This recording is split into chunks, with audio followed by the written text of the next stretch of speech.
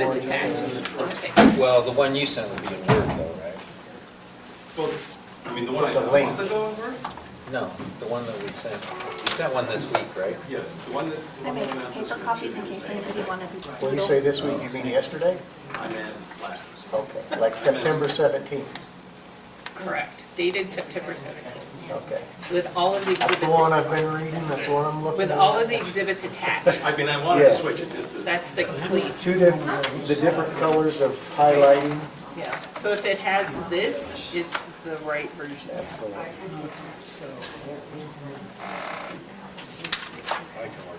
I think everyone just likes to put their mind at this point. If Well, it's, we've this had is a right here. few, we've had a few. What am I worried about? That's all I needed. Oh, you need it. Thank We you. have the different versions. I finally stopped carrying them with me on the plane every time I come. I started to like just take the top layer off and bring that with me. Yeah, I'm saving that.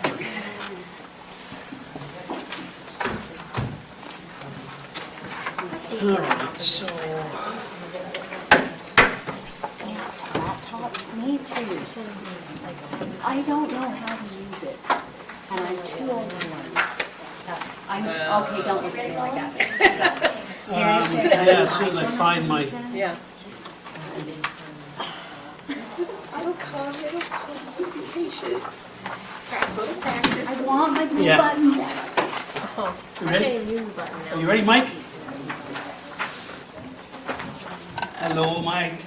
Yes, sir. Okay. He muted, he didn't want us to hear him breathing. Yeah, I was muted. Sorry.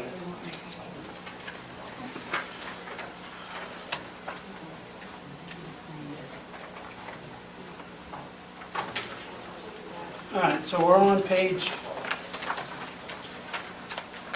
11. Did we finish all of 512? Because I've got it stopped on at bottom of page 10.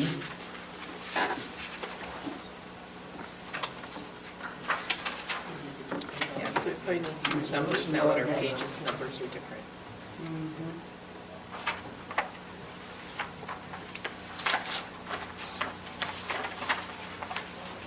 Okay, so let's go to page 11.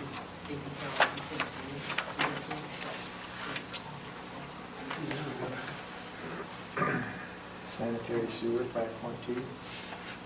Or 5.1.2. Yeah, I think that was Which one? 5.1.2 or 5.2.1? 5.1. They're both on page 11. 5.1. One starts on page 10. We didn't talk about 5.1.2 yet. Okay. Yeah.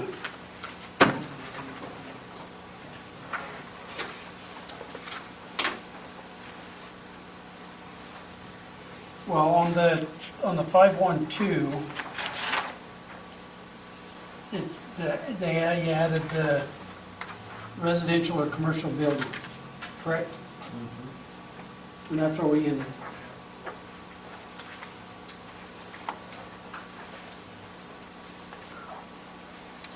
So any other issues, any other questions, concerns on the 5.1.2?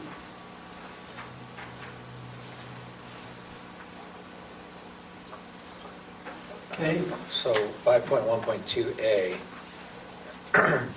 your introductory clause prior to the application for seems to, the language at the end is provided for the first building permit for residents. I would strike that at the end, I guess. 130. Page number, isn't it? Yeah. Or you can put That was it- my fault. The redundancy.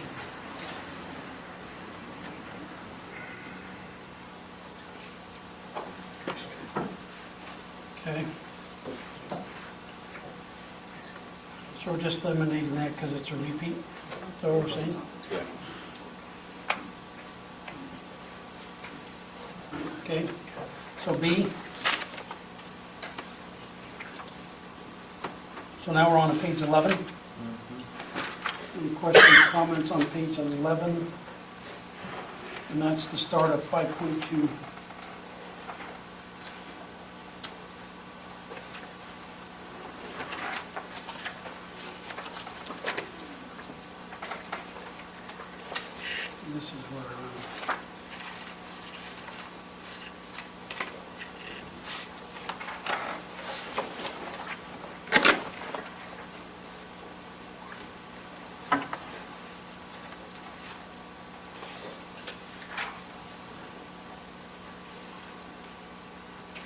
So where I'm having questions on these is we're trying to implement the county, like, because I've got all my notes on the very first draft, and so some of this has changed, that's what I'm trying to correlate here. But on D, to require the county building official represent the county during construction and installation of all sanitary sewer infrastructure and facilities. Our county building inspector. That's already been scratched. Look up this. All right, which one we got there?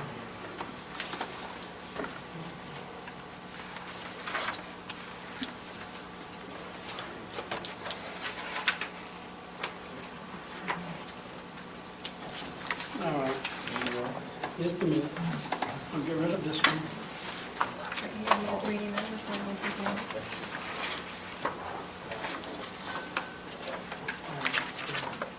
No, I just got to correlate this one and this one. Sorry. Got all my notes on the other one. Lance did send us the new one.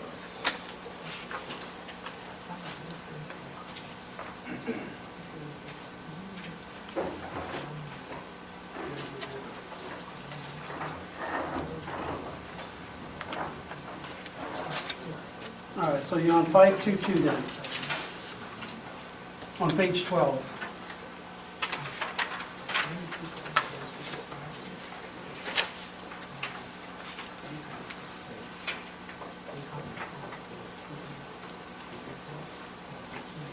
Got nothing. So I'm assuming, Damn gremlin that shows up in this talk. Being so dark. if you guys don't make comments with respect to the changes I've made, then I'm assuming you're okay with them.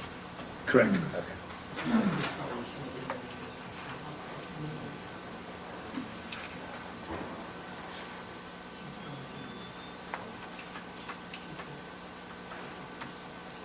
Yes.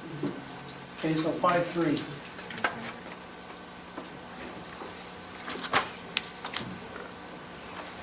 We did it there too.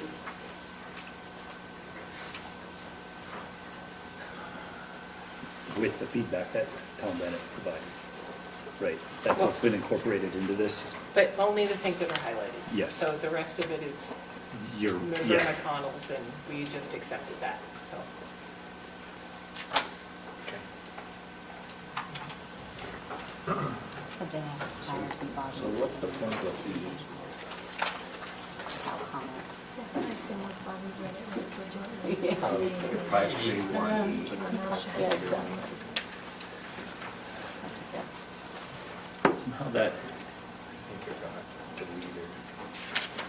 There was more information there, because 532 is the same title.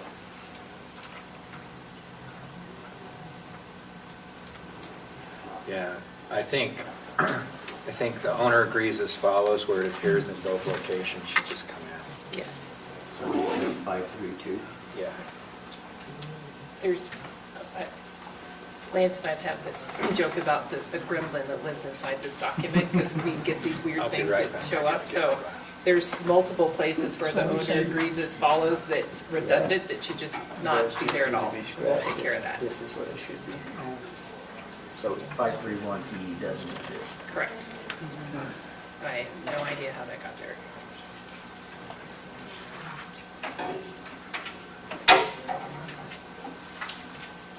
It was already deleted.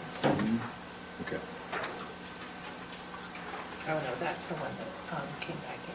yeah, That's the one that came back in. So it's down here, 541. got it.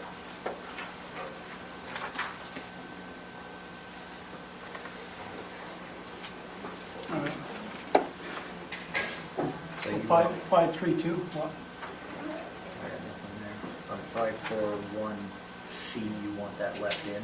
Yeah, so that's what, I think that Robert deleted that, and then we discussed that, I think if he was, it shouldn't have been deleted, so we just need his input on that.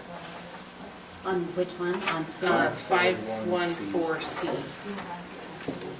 So did we decide on 514C that that should not have been deleted? 541.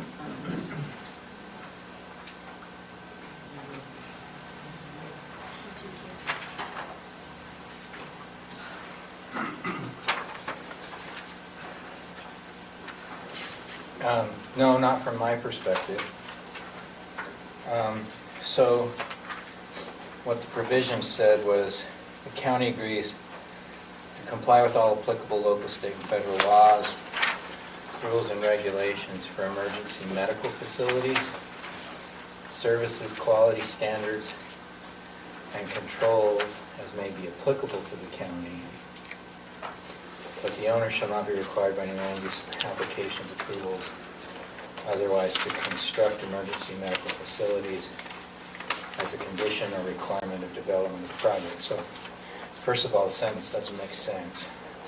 The first half of it doesn't correspond with the second half. With respect to the county's compliance with law, we have that obligation, but I'm not giving you a right of enforcement against the county vis-a-vis a development agreement. And third, we don't have any medical facilities, don't operate them, and don't intend to operate them. So, that's why I deleted it. Okay. It's fine, delete it. That 551F is another one of those really cool statements.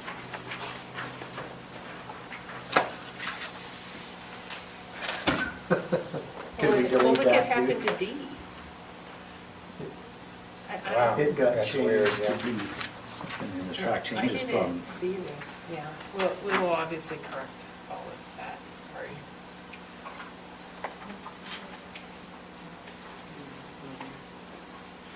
April 1D, is that where you're at? Well, Yeah. 551D also has a whole bunch of, There, a whole bunch of it's times. there a whole bunch of times. It's repeated for emphasis. Yeah, and then the F. yeah. Yeah, same. You feel passionate about this, I see. Stormwater. There's something in here that did that, if it's good. Usually read numbers all by itself, but this new thing of repeating is, Well, it did do, it deleted E and made it D. So it did do that for you. Yeah, right. So So now now there's you two have Ds. yeah, we'll get that all sorted out, I promise. Okay, so 5.6.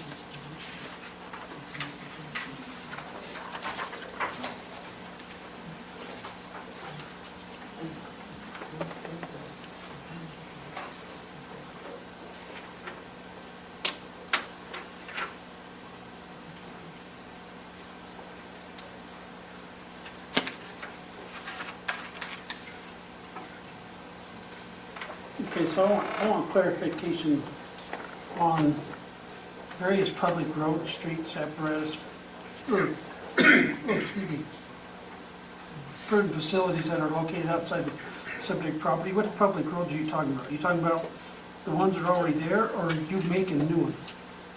Just the ones that are there, because we only have private roads within the property. What about your road up to Rivers? It's still a private road. It's But just, it's outside the property, right? yes. But we're only talking about public streets. They're currently public. Morgan Valley I mean, Drive. if you're concerned about that, well, we could add the word existing, various existing public roads, streets, and facilities. Well, that was just part of my concern, is end up adding roads to the county now. We have, I mean, to do their development, and we have to maintain them, take care of them. Our current roads. I think we could do that for various existing public Sure. roads. That way, we're not suggesting that we're building anything new in order to accommodate their development.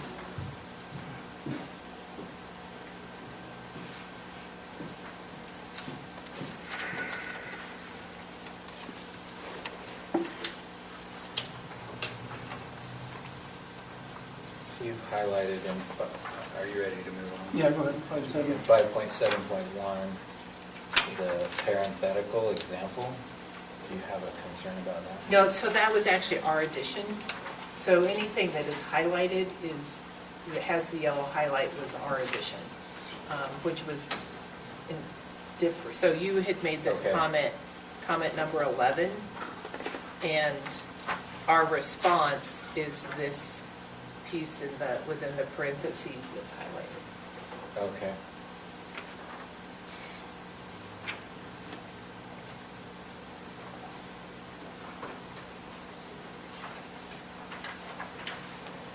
Okay, any more questions on 7.1, 7.2? Next page.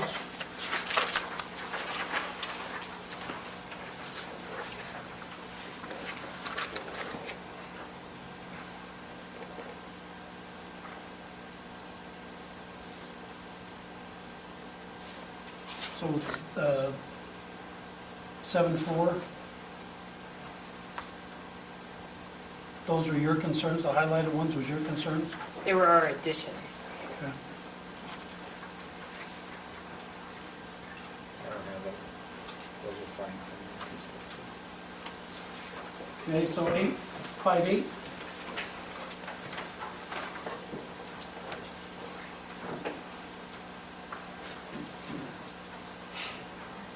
I assume are you gonna create like a master association?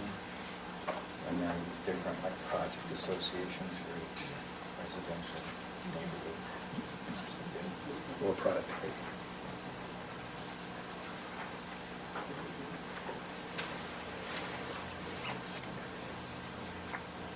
Okay, 5.9.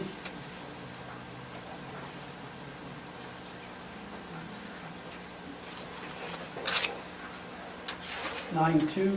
So 5.9.1, I think I'd added in the requirement for them to submit an open space management plan prior to the contemporaneous first subdivision application, or modify the language anyway,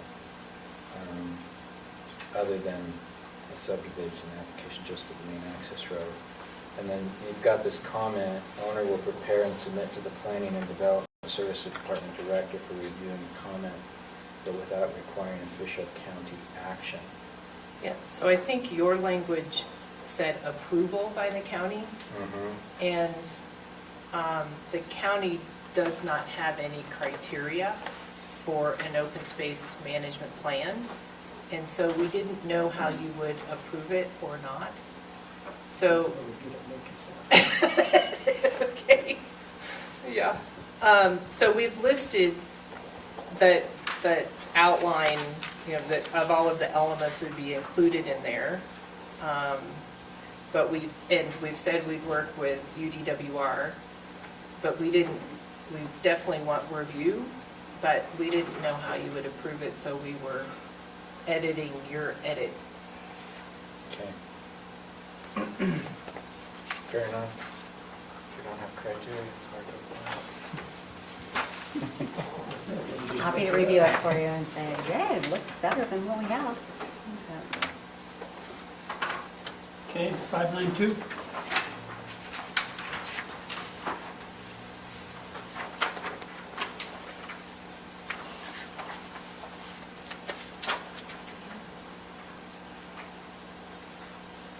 $5.10.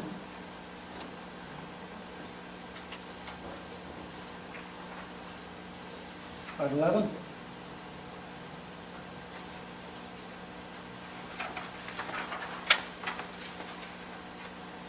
$5.12.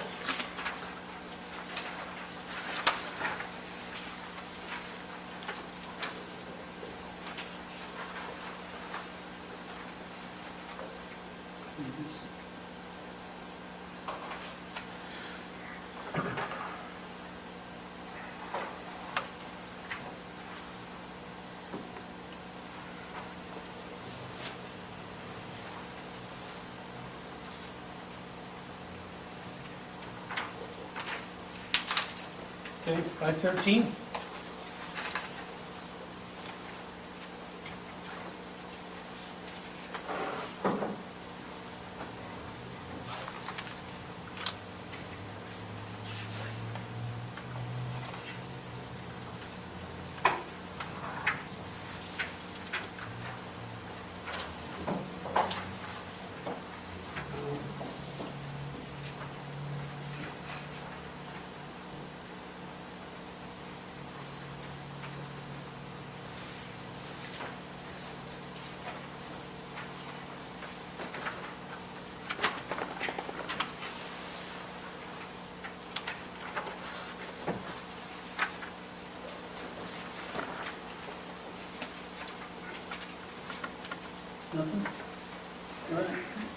Section 6.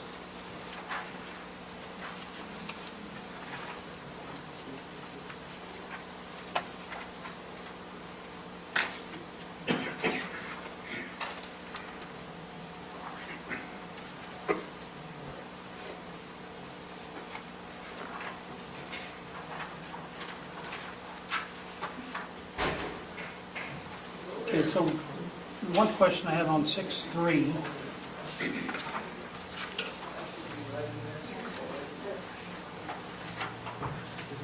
The owner and the county, so it's talking about avalanche, where there are no known avalanche areas affecting the development area. For conceptual land use plan, the owner and the county agree to cooperate to establish and implement reasonable avalanche prevention and protection best management practices. So why are, I mean, I'm just looking at it as why are we including the county on your avalanche control areas? So the reason the county would be on there is if we were to find, I mean, we've done an avalanche study, if we were to find new information and we came forward with a plat that had known avalanche prevention building techniques. You see them all over, I mean, they're in Park City, you see them all over Colorado, certain walls and certain things that are located or setbacks that we would expect the county to say, yes, we agree with your prevention techniques. So you're not responsible to design them, but we felt like if the county's wasn't in there, then you could say, well, it's at the very outskirts of an avalanche zone, you can't build there. And we know you can.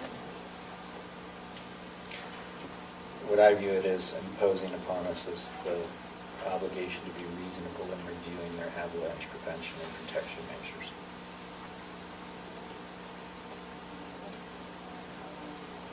Okay, What he said. what he said. I like almost the time. That was much more articulate than what I just Because did. otherwise, we could, on a public health and safety basis, just say, no, you can't do it. But if there's reasonable mitigation measures that are proposed, seems like we should look at them in good faith and evaluate them in good faith and move forward on that. Where did the, okay, so 6, 7.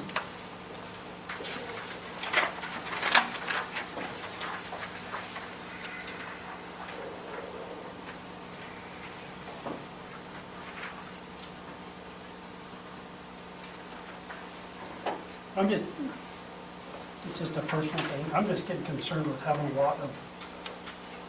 lot of lighting at night. Need 6.8 or 6.7? 6, 7. It's Well, 6, 8, okay, and then- sorry. Yeah. The one I have all my notes on is 6, 7. So 6, 8 in your book. Okay.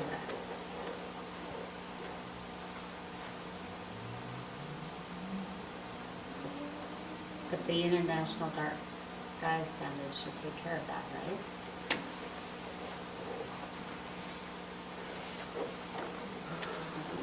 Well, yeah, but I mean, even still, light shining down is still illuminating. I mean, to me, our objective is to try and keep this as natural as it is. As soon as you stick a street light on there, even though it's facing down, we're now lighting up areas, but that's just a personal thing. I can see that for all of the winding roads throughout the mountainside, but if you're talking right at the bottom of the resort and stuff, they're gonna have to have light. I don't think they intend to light the whole road. Okay, but that doesn't say at the bottom of the resort, it just says within the project, so that means they could put it anywhere they want, it's in the project.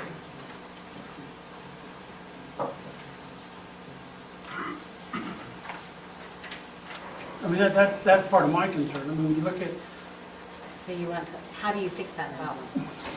What would you do? well, first, I would like it where Robert made the comment that the lighting is concentrated down in the ski resort area, the outskirting roads, no. I mean, you look at, I mean, from your house, you can see the ridges. All you can see is maybe a light from a house. There's no street lights or anything else, so the rest of the mountain remains dark, like it is now. And so that's, I mean, that's what I'm looking at, is our objective is to keep this as natural as we can. Start sticking lights along the roads. I understand the need for them down, you know, with the resort area. I mean, that's where they're going to be concentrating all of a lot of their use, but.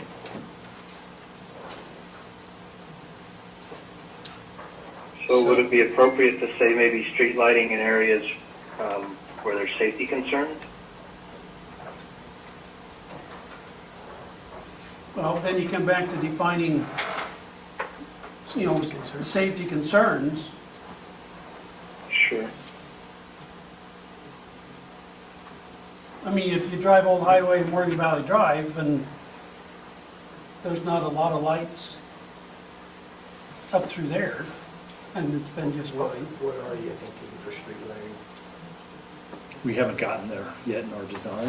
I mean, I think there would be in parking areas and for life safety, health safety concerns, but we haven't thought about lighting the whole roads like a traditional residential community because the density isn't the same. But that's just me thinking right now. Are there areas where we'd want some concentration of lights in and around the communities? Yes, but not, I don't think we've advanced the design far enough to say, no residential roads will have street lights, you know, maybe intersections. Yeah, it would be common to have a light, a downward facing light that meets international dark sky standards at an intersection. Even if it's, you know, just one residential road into another, that may be needed for safety. But that would be at the junctions. I think we'd look at what the international dark skies standards are for residential communities or for, you know, for less dense areas and see what they recommend. But I don't know those standards, and we haven't advanced our design to that level yet. But it's not the desire of the quality of this project or the people who will live here to have lined, you know, roads with lights. I mean, that, Well, for now. Well, I they mean- still have to abide by they're saying they're abiding by the dark sky standards, which are solely meant to protect the dark sky. So no matter what, you're not going to have spotlights in the air. It's always going to be just like the valley in Eden. I mean, you can't have a floodlight on your barn be the same standards. Well, no, I understand that, but still, you light up your intersections. I don't know how you avoid that though. I mean, Well, we light up the intersections in the rest of the county. Well, maybe not us. The state does at all the freeway junctions. So you have it at, you know, Peterson exit there. Well, I've assumed we've required it in the new residential subdivisions as well. Because Rollins Ranch, Cottonwoods all have street Our lighting subdivision in code intersections. does require lighting. And we're not having sidewalks and more of a. And in fact, our subdivision, I can honestly see a great need for it in your parking lots from liability standpoint. You have to have it. I agree with Roland, I don't want to see them up down the roads. I just don't know how to put that in here in a way where we don't write 2 pages. Yeah, defining what roads are Defining what, everything. yeah. I don't have an answer. would you have, I've got, this doesn't address Roland's issue, but where it comes down to, they may install appropriate street and pedestrian lighting within the project that complies with. I'd prefer to change that to say, so long as such lighting complies with, as opposed to that. I think that's what you intend. sure. But otherwise, the may in its discretion could be used to qualify the compliance with the dark sky standards.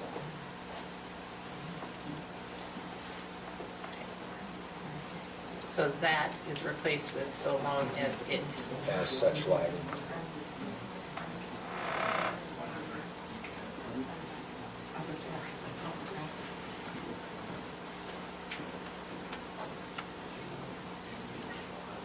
I was just thinking about Trappers Loop Road, that's not lit. Mhm. Well, it is going into our subdivision, like right there. Yeah, right Shoot there. out Creekwood. But not as you go up, I don't know, is it lit at the road to Snow Basin? No, there's no. I mean, your main road going up, I don't know what Yeah, the intent Expect would you not to be know. that that. Probably main lights road at the going gate. up is lit. We definitely need lights at the gate. I think we need those 100-foot towers with the 6 lights around it. Spotlights circling all the time, Miles searching. away. Well, like I said, that's my concern, and the thing is, if it's not, I understand you're saying that's not our intention, but it also comes back to if it's not go down, then there's nothing preventing it. If someone wants to suggest some language.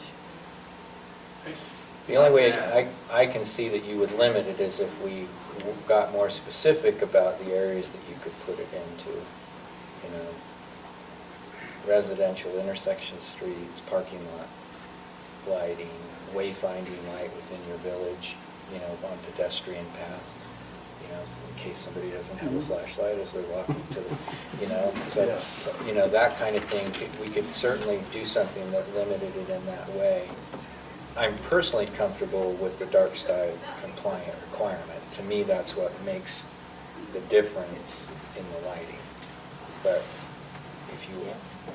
if there's areas that you guys want to propose in order to address Roland's concern, then that's the only way I can see that we could limit that. Okay, so complying with the dark sky standards, that is the most restrictive there is. That would limit the height of any poles or anything. They would have to be downcast only, and the amount of light of the downcast would be limited. So you have multiple restrictions. The problem would be that they would have to pay for a lot of small lights rather than one big light that lights a whole, you know, maybe 4 lights that light that whole interchange. You have very bright lights, no restriction on lumens, and they go out very wide. The dark sky standards would control the angles and the amount of light and then the overall height. So it wouldn't be, you couldn't have a 30-foot pole up there that, you know, maybe you could look up, you know, that would be shining down on the rest of, you know, the highway or Peterson or something like that. So there's a fair amount of restrictions in that dark sky standard.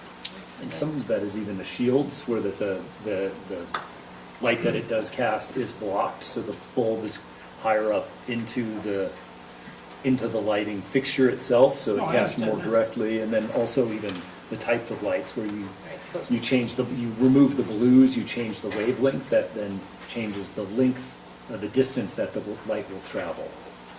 Just do them all LED because it doesn't bounce off anything. Yeah. I think that's even a suggestion, and it's been a while since I reviewed it, but.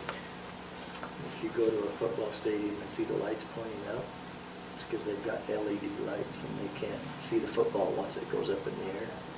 So they have to have lights shining from the bottom up because nothing reflects off. That LED really? light doesn't reflect off the ground and light up the ball, so they can't see it. So they put lights at the bottom of the pole shining up as well as the one shining down.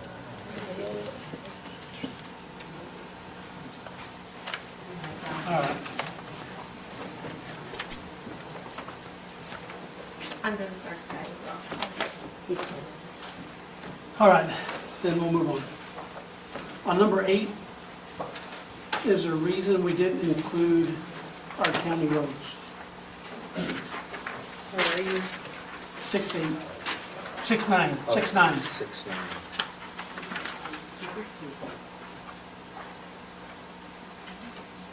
It's talking about your property. What about the roads coming in to your property that are going to Do we be? require that from any development? Or how could you prove that it was Yeah, how do solely you know? a result of them? I don't think we do Well- that anyway. Well, actually, I think this does pick up the county roads. The owner agrees to mitigate and to repair all damage to roads, streets, and appurtenant facilities caused as the result of the construction-related traffic occurring on the subject property. So, On the subject property. yeah, that's the construction-related traffic occurring on the subject property or any portion thereof. So let me think if there's a way to make this clear. Well, I know when they was doing, I can't remember the development they done down in the Mountain Green area, but they went down from like Rollins Ranch to like Old Farm, and they had to replace that because of the damage that was there. It might have been when they was doing the pipeline was Yeah, in well, there. But they, when they tore it up, Because they used, because it's impossible to tell, because you, right there in that same area is where the Warner Pit is. And so the trucks that come through there do a lot more damage to the county road. well, no, that's, I mean, Mike had went down and took pictures, you know, before and after. You know, and so, I mean, that's the only thing I'm looking at. I know with the Cottonwoods, you know, they were restricted, they couldn't go up through Willow Creek while they were doing their initial development, doing all their infrastructures, the curb and gutter, sidewalks, asphalt. Once all the road was in, and it became a public road, then they could use it up to, was it phase 4? Phase 4 is a private road now. So You let know, me so suggest, they were limited to the roads they could use, so that's, let me suggest a change that may address your issue. Instead of saying traffic occurring on the subject property, which is what I think is where it is qualifying this sentence, we could say traffic traveling to and from the subject property or any portion thereof. How do we measure that then? It's, Well, for that's- what duration of time period? Well, if you're smart, you'll camera the roads before you start, so you know their existing condition. And then if the county claims that you've caused the damage, then we'll have to have, one, if the damage was already there, you can say, no, we didn't cause it, it was already there, and we've got the evidence to prove it. And if it's new damage, then we'll have a burden of proof with respect to, or we'll have to have a discussion about it. Whether it's us or Whittier Estates or, Yeah, I mean, there's Both on any Morgan other. Valley Drive. well, yeah, because that, we just did that from the interstate all the way down, is all now new asphalt. Yeah. I don't imagine it will start. Well, you know, and you might camera Let's not do it it every periodically. Yeah. Just going You know, out on a just limb here. Take a video of what it is and, I mean, And it's gonna traffic be really counts, and it's a pro difficult. rata share. Well, it's not, I don't think it's that, it's probably, the problem is when you're constructing, the ESL loading from your trucks is much higher than residential traffic Mhm. generates on a normal basis. I mean, the fact of the matter is you have a relatively short amount of county road that will be driven on. Yeah, because you're During going the in project. right there past the old car wash, right? Yep. Yeah, I mean, so that part of it's gonna be minimal. I just want to make sure that we're protecting our, So what was your idea for language? Instead of it saying occurring on, just say traveling to and from the subject property or any portion thereof. Because you already have the obligation to maintain your own private streets. And if Yes. there's damage, you're gonna take care of them, you know. Yep. So I think that addresses, I didn't read it the way Roland was reading it, but I think, I understand how he's reading it that way, and I think if we made that change, that would address his concern. To or on? to and from. Traveling to to and and from. from.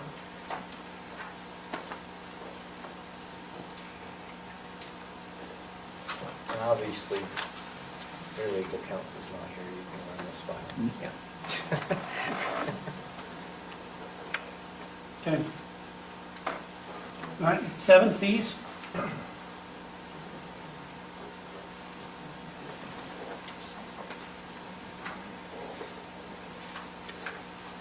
So I just want clarification on 7.2. It says the county will not impose any new impact fees, system development fees, facility fees. Are you saying that the fees that are, if this is, when it's approved, the fee that is right now cannot change? No, they're saying unless it applies to all county Right. Okay, But well, you that's why I can't do want, it that's just why I want on theirs. clarification on this, just to Well, make it says sure. there. Unless such fees are generally applicable on a county-wide, do you want to add basis to all use classifications of a similar nature within the county? I'm never going to correct Bobby's English though, so he doesn't have it. But, I think it does need basis. it will, Woo-hoo! I got one, sorry. say that again. A Yes, county-wide they are basis. generally applicable on a county-wide basis to all use classifications of a similar nature.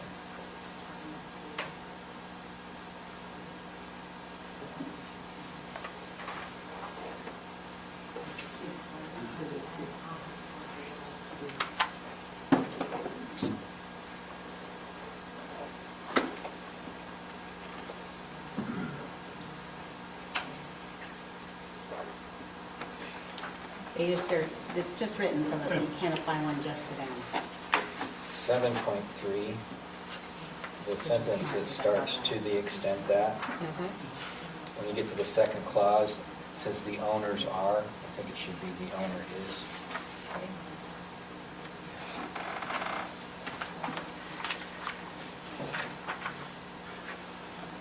The owner, say that again. Singular, Yeah. the owner is Oh. as opposed to owners are.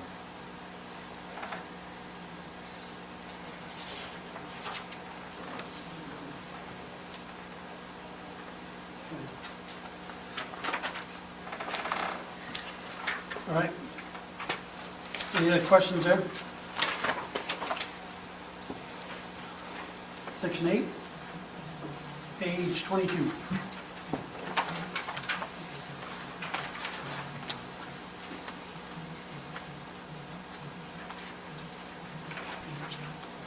I don't know where this repeat and stuff, so I apologize. So that 4.1.4, obviously that sentence phrase only goes in once. Not the first time I've seen Word do weird things, Yeah, but- especially when we're in a black line program or track changes.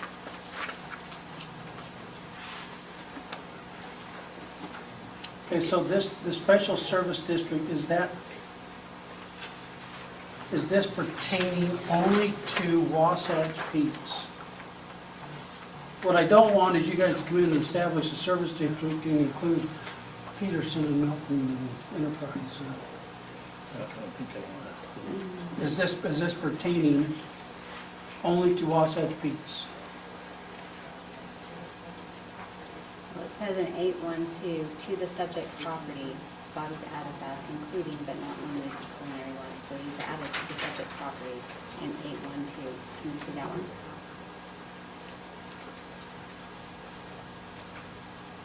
Yeah, that's what I'm saying. I just want clarification that this is just for Wasatch Peaks. Such special service districts may be established for the purpose of providing various services to the subject property. So I think that adds that and clarifies that for you. Jan's. And then he added at the end, provided however, any and all such service districts or areas shall not create any financial liabilities for the county except as may be expressly authorized by the county at the time of their creation. So he's got you twice. I guess the one thing that we could ask Roland, and I don't know the answer to this question, Jan may. I don't think, if we've limited the services to provided to the subject property, if you have that limitation, I don't think the assessment area for the district can extend beyond the service area. But we could verify that, just to make sure. Okay, yeah, I just want to make sure that it's limited to their development. That has to be approved from the voter, the continue with it, doesn't it? Yeah, Well, yeah, but if it's in the development agreement saying that it's not allowed, then you don't have to worry about the voters.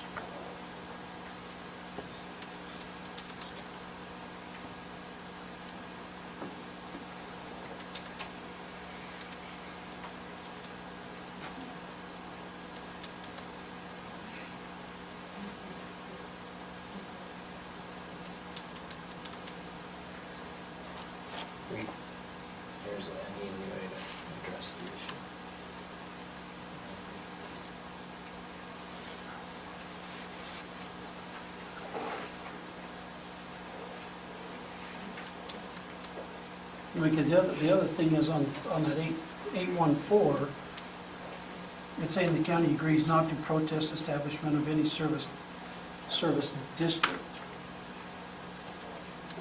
improvement district service area. So long as such district or area not create any financial liabilities for the county. So here's a couple of potential clarifications. In 8.1.2, after the word established in the second line, you could add only with respect to the subject property and for the purpose of, continues. I'm sorry, will you say that again? Only with respect to the subject property and then in 8.1.4, the county agrees not to protect the establishment of any special service district applicable to the subject property only.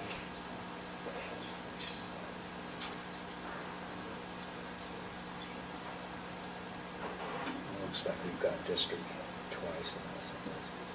Then I think we've added clarifications that address Roland's concern. You weren't intending to create a service district on property other than your own, I suspect.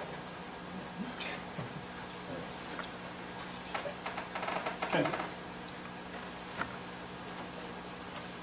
So I think that addresses your concern. Mhm. Okay.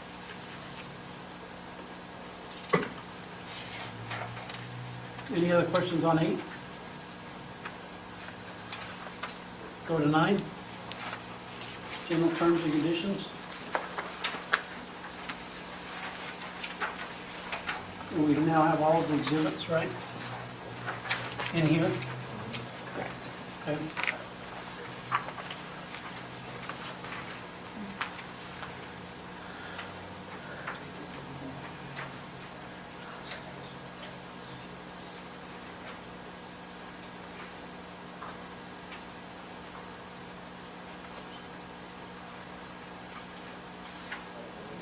So on the mutual drafting, so who from the county was the mutual drafter on this thing? The original, well, it just says both the county and the owner have participated in drafting this. So who? That was the committee, that was Lance, that was planning commission, that Jan. was Jan. And then obviously we've had input into it as well. Us as your representatives, Yeah. the county council is the mutual drafter. There you go. The county as a council.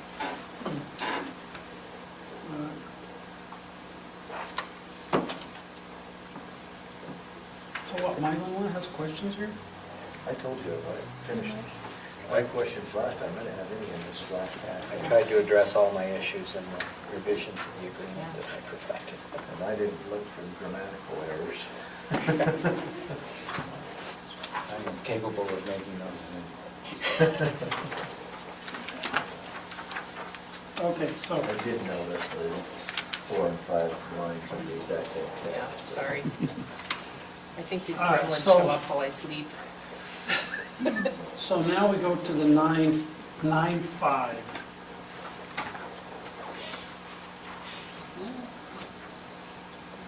So we got major and minor amendments. My issue is if the county is the one that is approving this development agreement, the way I read this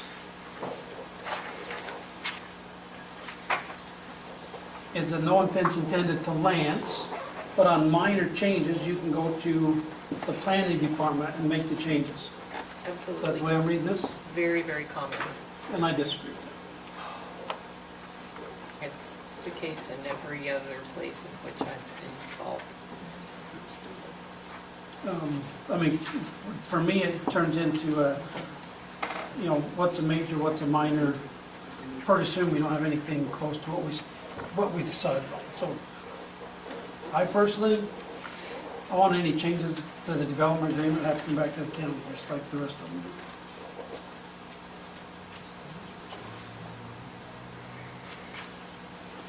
Am I the only one? Can you give some examples of what a minor change might be? Well, that would be to Ed and Becky, because, The term major amendment means any change to this development agreement that constitutes an amendment to the county general plan or land use ordinance, including zoning designation of the subject property or any portion thereof. A minor amendment, the term minor amendment means any amendment to this development agreement that does not constitute a major amendment. So we might, I mean, we have some design standards that relate to how you treat drainage. And we find as a landscape architecture firm that there is continually new construction technology that may influence how you treat a drainage system. So we might come into Lance and say, hey, instead of the way it's described in here, we want to do it this way. Maybe not be the best example, but there's some things in like the design standards that I think would be minor. If we came in and said, we want 45-foot height limit to be 90, that's probably major.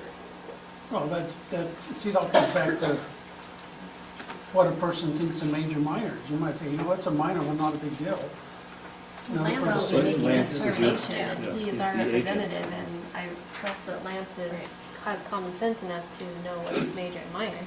Wow, And that, I mean, and that, look at that, look at that. Whoa. I mean, in all seriousness, We're gonna that is start on what, this one.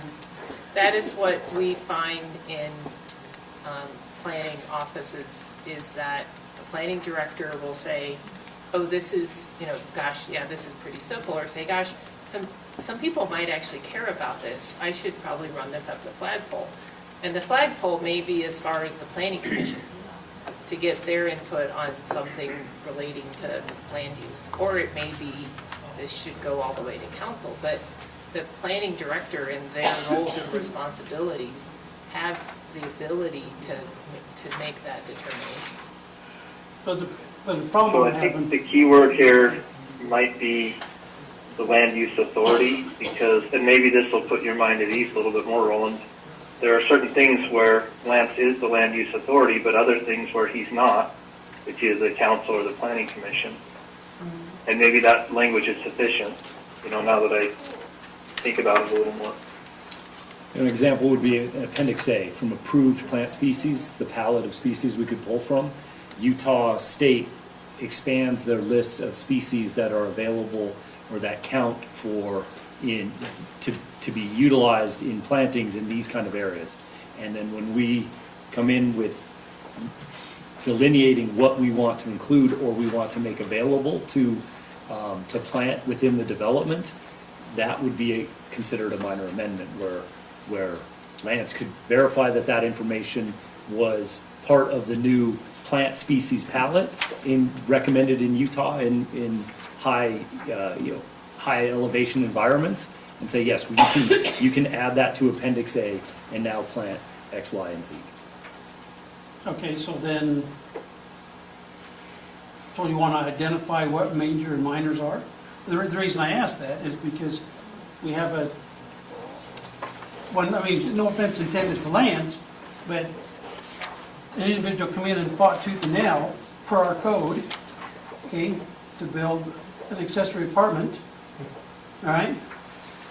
He came into once it was approved, okay, he went to the land use, it wasn't Lance at this time. He said, oh, okay, I'm gonna look at this different. We don't have anything close to what was approved. Okay, and that's what I'm saying.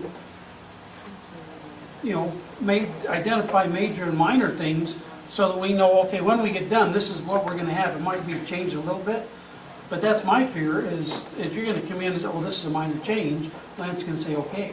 By the time we're done, we don't have anything close to what we were talking about. You want That's to my comment on issue. that, Lance?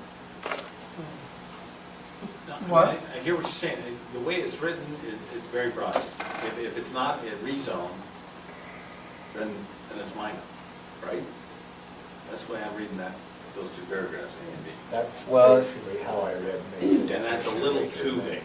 And if it's a, so let's say there's a change, they want to change to the land use table. For the development areas. So a change to the land use table, given the way this zone works, would, from my perspective, constitute rezoning. Right? But we can add language to clarify that. That's one thing that, I mean, we can certainly do that. Because we're implementing this ordinance and zoning plan vis-a-vis this agreement and the exhibits attached to it. One of them is the land use table. So if you change the land use table, because this constitutes your zone, you're changing zoning. So that would come back to the applicable land use authority. I don't know that we want the county council to be responsible for doing every interpretation, because then their only recourse for appeal is to the district court. And I'd prefer to have, you know, the planning director or the planning commission and have an appeal to our appeal authority first, as opposed to going directly to the district court. So I think there's some wisdom to having minor amendments addressed, but if we need to provide additional clarification on major and minor, I think we could do that. So if we're a little more clarified more on what exactly a major amendment was and a minor amendment, then I'd be okay with that. But to me, this is... So you just want to drill major amendment down a little bit more, make it a little more detailed? Yeah, I mean, because what's major to me might be minor to you, and I mean, that's the only thing I'm looking at. I would just like a little more clarification on it. So on the situation, just to get a little more clarity, so if they were amending development area A and adding 5 acres to it, I mean, it's a small percentage. It really doesn't change anything in the development. It's a minor thing that they want to tweak to give one more building lot or something. Is that minor? As long as they stay within the total, from my perspective, that's minor, but I'm only one person. Well, And see, I That's think- where we should have to go over to council, if it's minor, a small percentage, but if it's, Well, but see, that's where I'm saying, I mean, you said, okay, we're gonna have 8,500 acres, it's going to be open space. Okay, we wanna take now 5 acres or 10 acres, we wanna add it to A. Okay, now we've just reduced our open space number. In that You know scenario, what I'm we saying? still Or met the it's 60% cause and effect. requirement. One thing's gonna affect another, that's what I would just like to have clarification on, what we can do. And for clarification on that, I mean, we have to remember that these areas are drawn with a fat marker. So I don't think we'll even know a 5-acre variance, for example. But a 50-acre, you might, I mean, you know, so it's, these are not exact surveyed pods of development. So it doesn't address, it's kind of a separate comment to your major and minor, but I Well, just no, wanted to because comment you've on got- that You've example. got in there how many acres is in a C, or a G, right? But it's all, I mean, Okay, it's, so now we're gonna add to G and take away from our open space. That's what I'm saying. That make sense? And I think they're saying, and we could do that so long as we meet the percentage requirement. Because you might add to G, take away the corner of E, and come out the same, but so long as they don't go below the required percentage stated in the development agreement for open space, they ought to have that flexibility in adjusting the perimeter boundaries of those areas. Okay. Which would be a minor That amendment. doesn't address from our your whole perspective. concern. Yeah, that would be a minor That, amendment. that if from we my perspective clarify. would be a minor amendment, but I mean, I understand your concern. We can certainly try to clarify. What it means is we're going to expand the list of what constitutes a major amendment. And I don't know if I can do that just sitting here right now, but I'm sure that you guys could make some suggestions. Lance, you might want to think through it and make some suggestions, and then yeah, I think the challenge, so I think we can take an attempt at that. I'd ask you, would you do that too? But we can't sit here today and possibly imagine what all the different scenarios might be. So I think No. we're still gonna be broad enough to say, permitted use table is a major amendment, a change to that, or, so. And I don't disagree with that, but I think if we flesh it out a little more by way of, by way of example, for example, then that will give future guidance in terms of the interpretation of the development agreement as what constitutes major. Right now, it's pretty limited.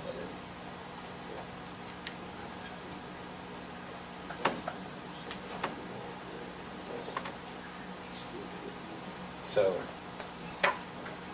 Okay. I think we can do something to help that. Okay, 961. Can you just explain that paragraph to me? I've read it a dozen times, and it's just one of those things that's just not clicking on what you're trying to tell me. So, I don't care, someone. I This just is- got in here to explain it, because like I said, I just not understand So, what you're trying to so tell me. what development agreements typically do for the developer is they vest them with the ability to build a project in accordance with the standards set forth in the development agreement and current county codes.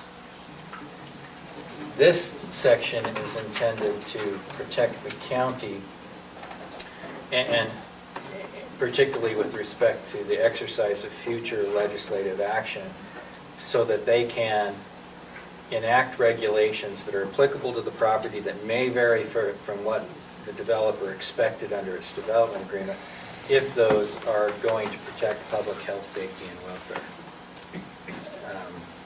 And it's a little more tight than that.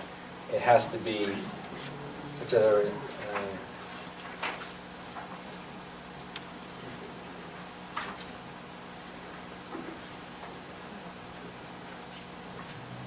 Well, because it's talking about ordinance and regulations subject to the subject property, that they do not conflict with the revisions, regulations contained within the development agreement.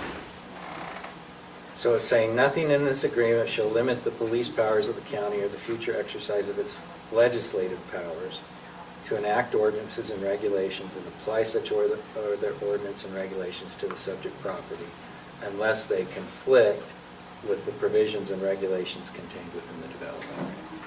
So they're basically saying we get to move forward under this set of rules, and you can continue to exercise your legislative discretion and apply those ordinances to our property unless they conflict with the rules that you tell us we can go forward under. Okay. All right. Sorry, I just did not, I wanted clarification on that, okay?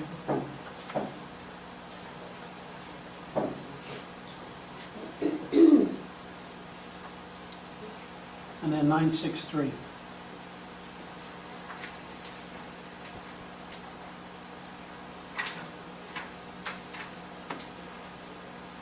We're still covered by governmental immunity. Say that again? We still have governmental immunity where we would have, nothing in this development agreement waives our governmental immunity. Right? Sorry, which one are we talking about? 963. 963. Yeah. Yeah. We still have all of the protections we had before we started. This doesn't take any of them away. Okay. I think in 9.6.2, and you can talk to Tom Bennett about this, but I think if the county lawfully imposes a zoning regulation for compelling and countervailing public purpose. Superintendent, have we done? I mean, so, yeah, it's 9.6.2. If you want, I'll talk to him directly about it, but this is only applying to temporary zoning regulations, and I think with respect to compelling and countervailing public interests, we ought to have legislative authority, whether it's temporary or not temporary. So, I haven't noticed that. Where are you in that? 962. 962.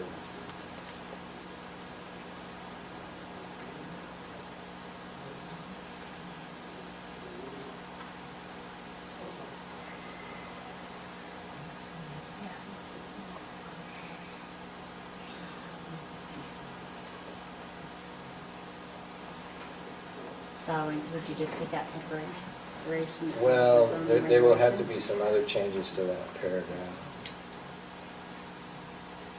I'll make a proposal. Wouldn't there be, yeah, okay. I Because don't wanna speak it for can't Tom. just be. Permanent zoning changes could nullify. They could, That's the but way I we would could, read the that. only ones that would be applicable to your project are ones that we enact for purposes of a compelling and countervailing public interest. So, let's say that there, I mean, some geological hazard ordinances can be for compelling and countervailing public interest. And that may be temporary, or it may be a permanent thing. And so I hadn't noticed the temporary on there.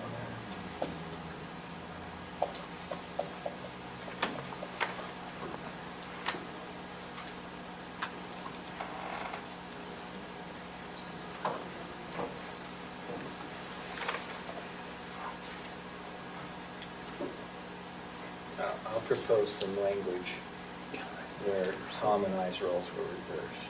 Okay, fair enough. Yeah, I'd just be,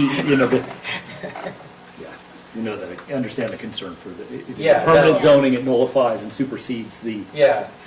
the development agreement, therefore then it's, yeah, I think it would have to be. it's yeah. With the temporary, then there's a certainty of expiration. So Robert and Tom can talk. Yeah. Okay, so 972.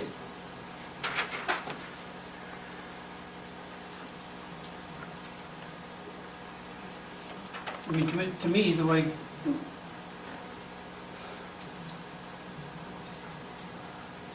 this kind of oversees or takes care of the major amendment or the minor amendment. Because to me, you're saying that Lance is our land use authority, and he can make the decisions pertaining to this development. So our definition of major and minor, we wouldn't need that because this is overriding that.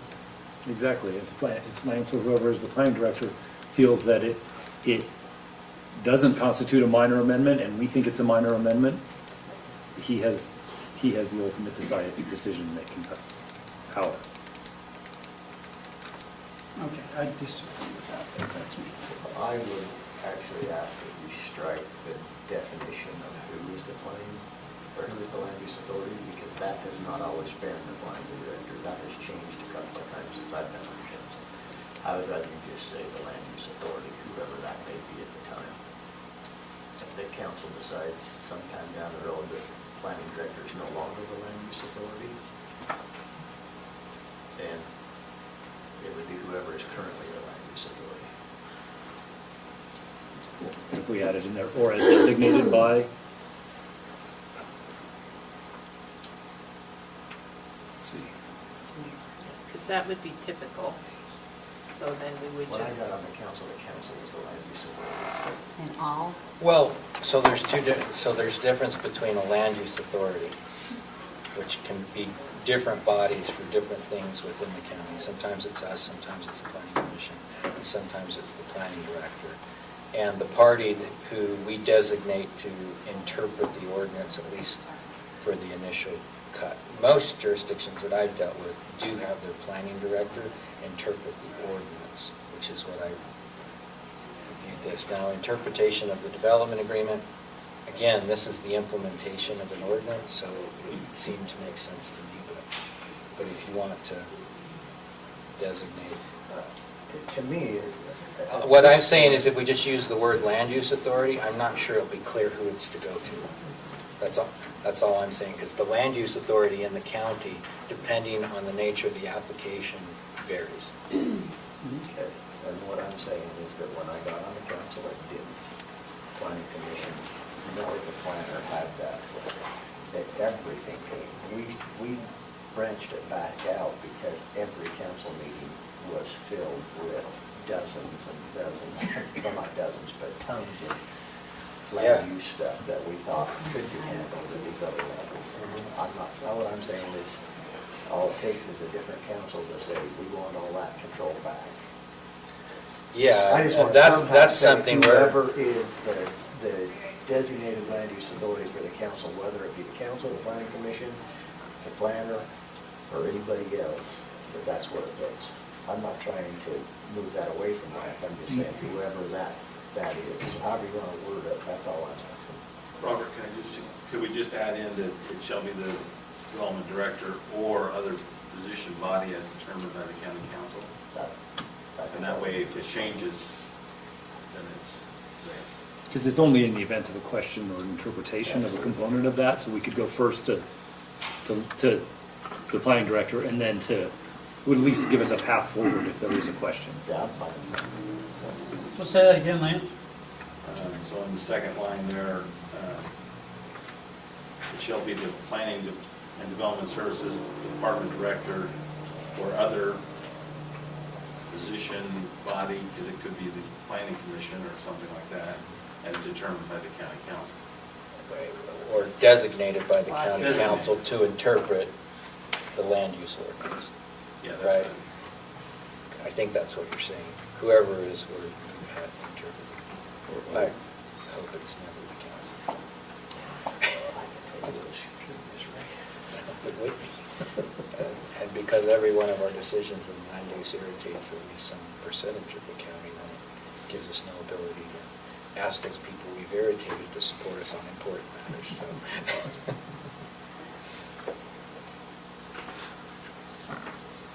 And then, well, and then the next, so does that answer the question on the next, on 7.3? Planning Development Service Department Director or the Director designee is identified as a county representative with responsibility to interpret and administer this development agreement on behalf of the county. I think you'd want to make a corresponding change there. Whatever. Well, why don't we just say the land use authority? The land, if we just say land use authority, I'm not sure that that's works, because land use authority for different application is a different body within the county. It has to be the land use authority designated by the council to interpret the ordinance, from my perspective.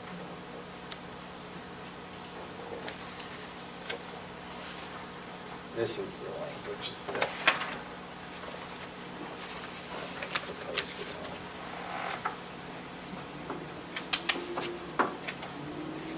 Okay.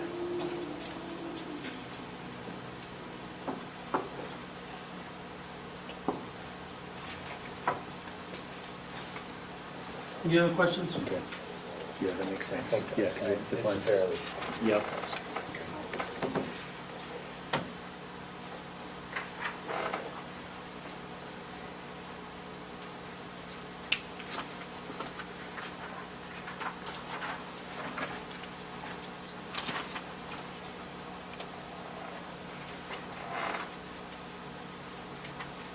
Okay, and so then on the 9.8, the development agreement,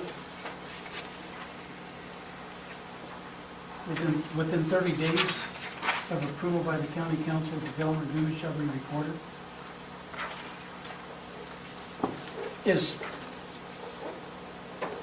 Again, my question is 30 days sufficient?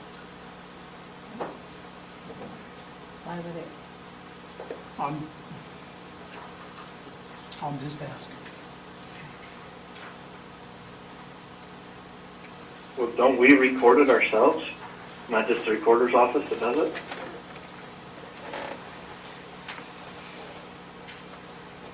Lance?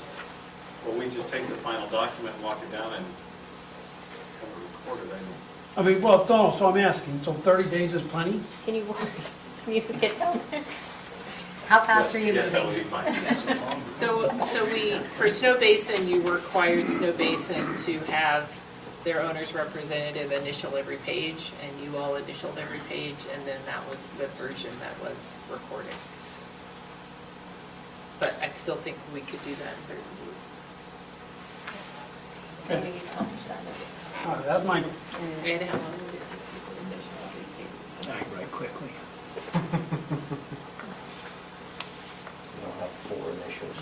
two. It's just, I can even sign my name, so that's one more letter.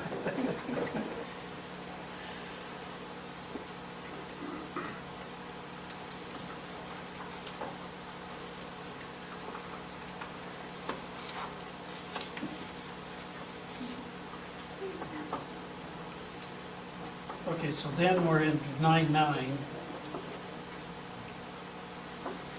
I didn't quite understand this part of the paragraph. Halfway down, any proposed assignee who possesses a financial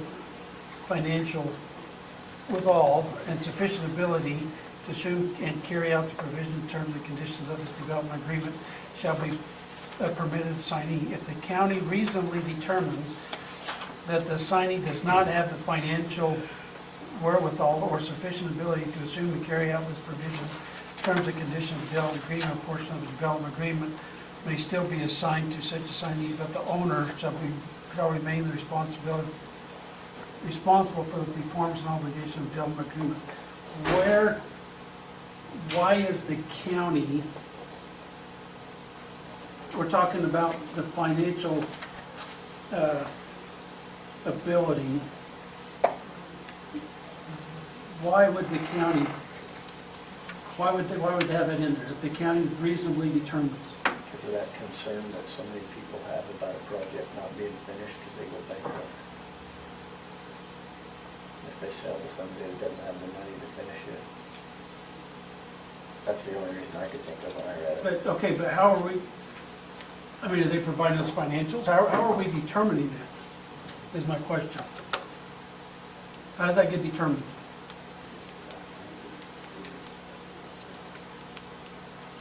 I'm asking Well, you to. Well, they're asking us, as well as without the prior written consent of the county. Yes, said assignment shall be They subject to can't the assign review. without our consent. If they come and ask us to assign it, then as part of our approval process, we say, okay, tell us who your assignee is. And if it's someone that we believe we need to see the financial statements, we request them. I mean, particularly given the fact that we have the discretion to determine whether they have the financial wherewithal to complete the project. It would be a reasonable request to say, we're not familiar with this entity, and we need to see its financial statements in order to make our determination. That sentence above, said assignment shall be subject to review by the county, which is intended to provide assurances. That's where you have the right to request those, if we're going through that process. Okay. I just wanted that explained, so.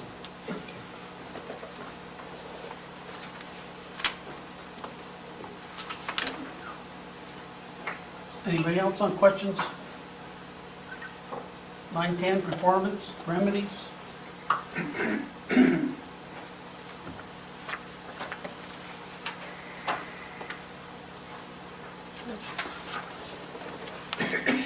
Well, then I'm back down, I'm down to 10.13, or 9.13.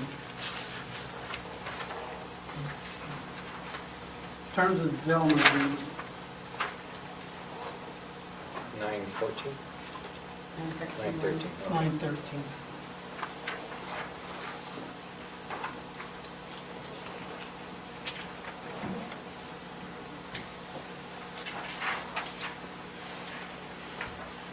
So we're looking at this development agreement going 50 years? 40. 40. 15 and 25. Oh, sorry. I'm looking on my other deal. Okay. And you only go beyond So the they get 40. 15 if they are actively developing. 25. You'll be Oh, on yeah, sorry, 25. 25. yeah, 25. Yeah, sorry.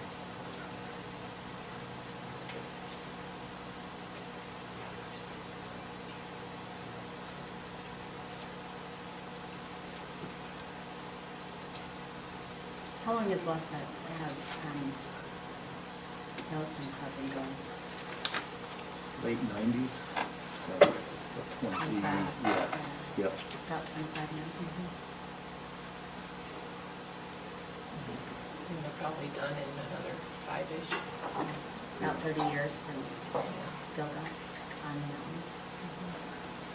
With a recession in the middle, which I think you just assume is in a cycle. Yeah, which It's is gonna be in a completely cycle. normal. You have, yeah. I would assume over 40 years we're going to have. More than one. More than one, yeah.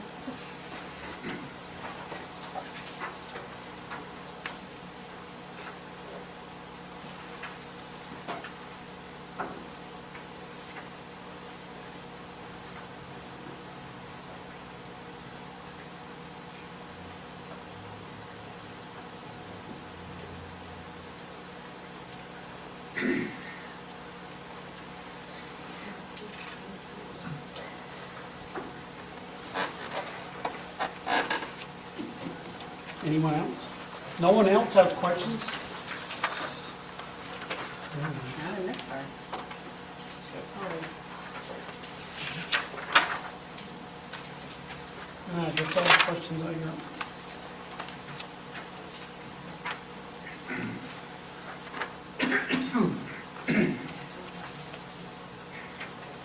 Okay, Mike, you got any more questions?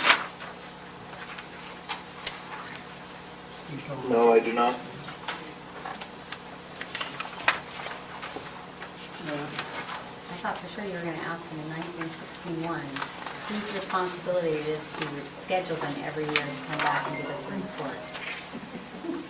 Oh, Put I'm that just on the trusting you plan. because you're going to miss us after a while, I know That'll it. be the I land know. use authority. Every So, Christmas. now we're ready to start over? huh? Are we done, ready to start over? With page 1? Well, we can start at Or what? page 6, 7.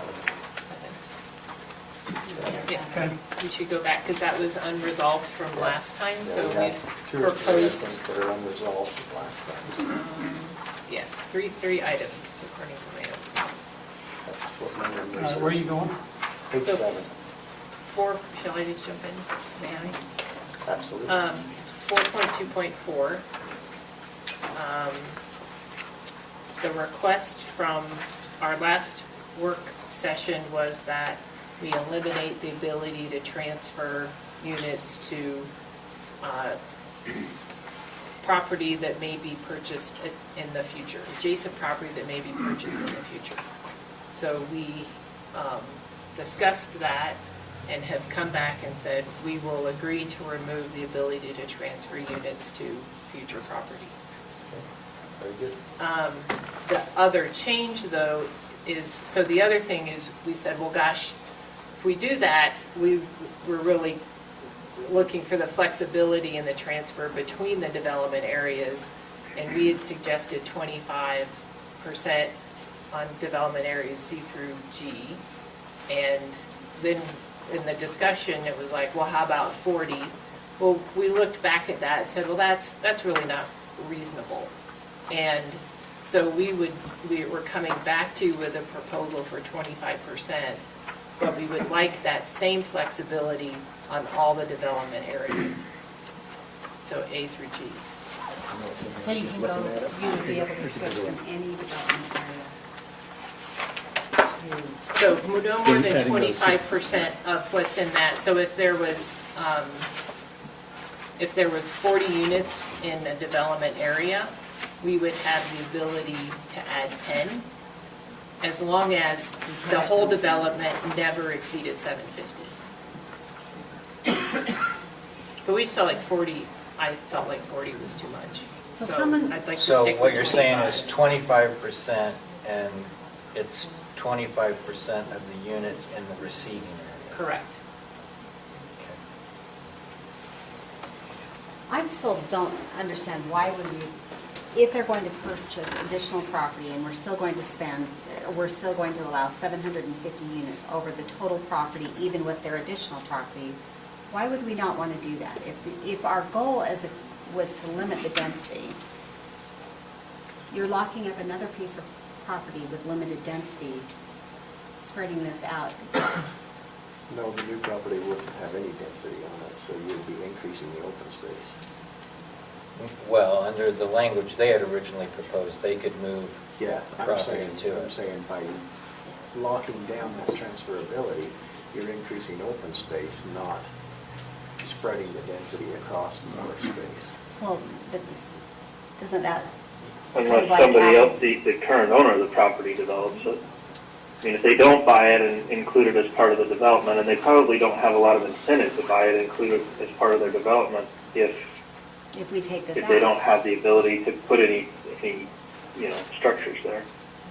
Yeah, Because we don't really need more open space. exactly. I don't disagree with you. I think that this suggestion came as a result of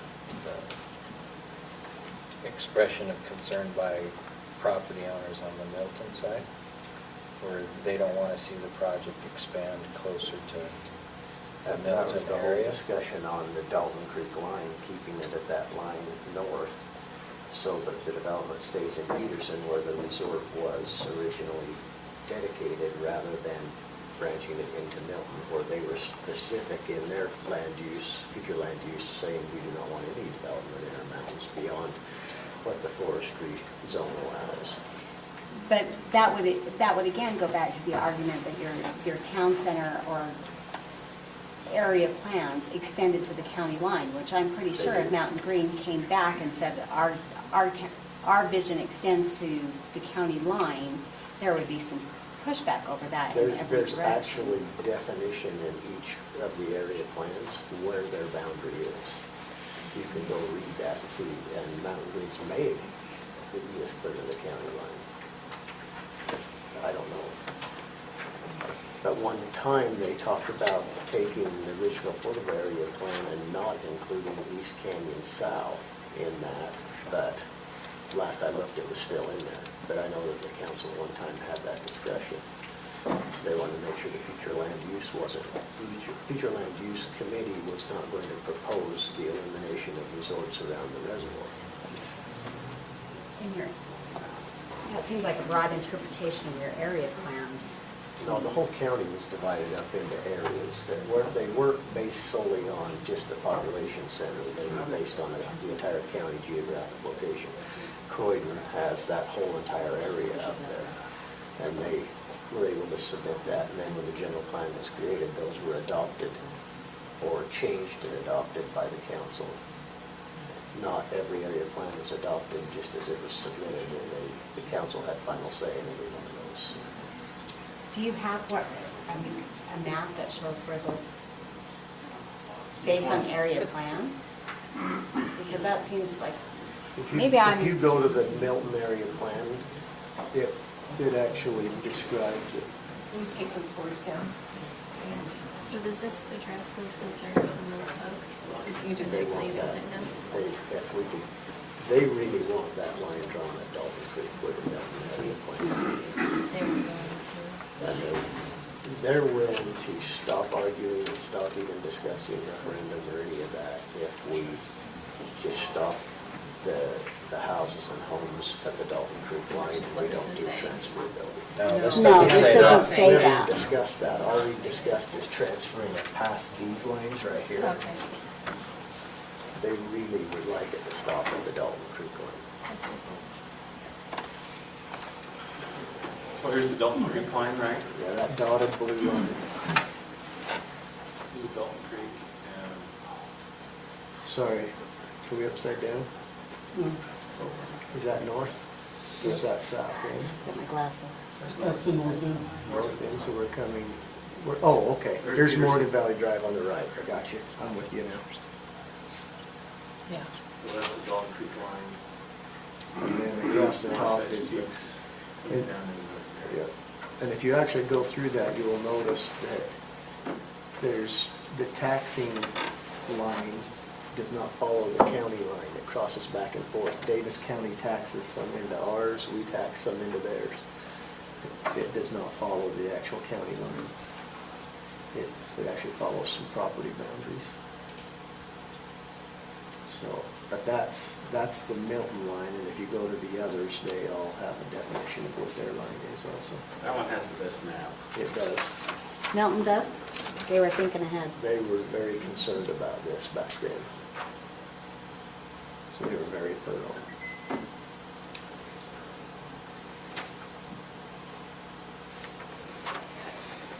So if your overall concern is the Dalton Creek line, but we're not, that, because I guess I'm looking at it as an overall project for the county, and if the concern that, the overwhelming concern that I'm hearing is preserving the greatest amount of open space, I would think that adding additional parcels, spreading out your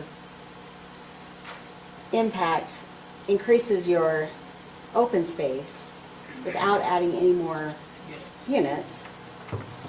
That's a better solution overall. But that's my, I am only one. That's my, I think it's an overall project and not necessarily. Well, like I said, they can purchase and add all the open space they want. And you could probably even get away with some of that. But there's no incentive to transferability buy it. on the, north of that Dalton Creek line without too much kickback. It's just that south of the Dalton Creek line that's the issue. But we eliminate the incentive to add an additional parcel to spread out And I'm that. against adding any parcel. Because you want development down there, something else? No, because they're selling us a product that's 11,000 some odd acres and that the world proven. Mike, you had something? I was just going to say, I think I agree with Tina on this. Just, the alternative is, like she said, there's no incentive for them to purchase property if it's just going to be open space. And there's certainly the possibility of neighboring properties developing at some point. We don't know what they might request or how they might develop. But allowing them to add more property to their development but not increase the number of units does decrease density overall for the whole county. And I understand that area plans were once done, but in my work on the Planning Commission, we talked multiple times about the fact that those area plans were all incorporated into the county general plan. Area plans do not exist. County general plan exists, and that's what we need to be following. Now, I know that there's maps as part of those that were done by the area plans that were incorporated into the general plan, but I think we need to be not talking area plan, but talking county general plan. And that may include still exactly what you're saying, Robert Kilmer. I think we need to talk county plan, not area plan. How about if I just refer to the future land use maps? And I think that's Because fair. those are incorporated in the general plan.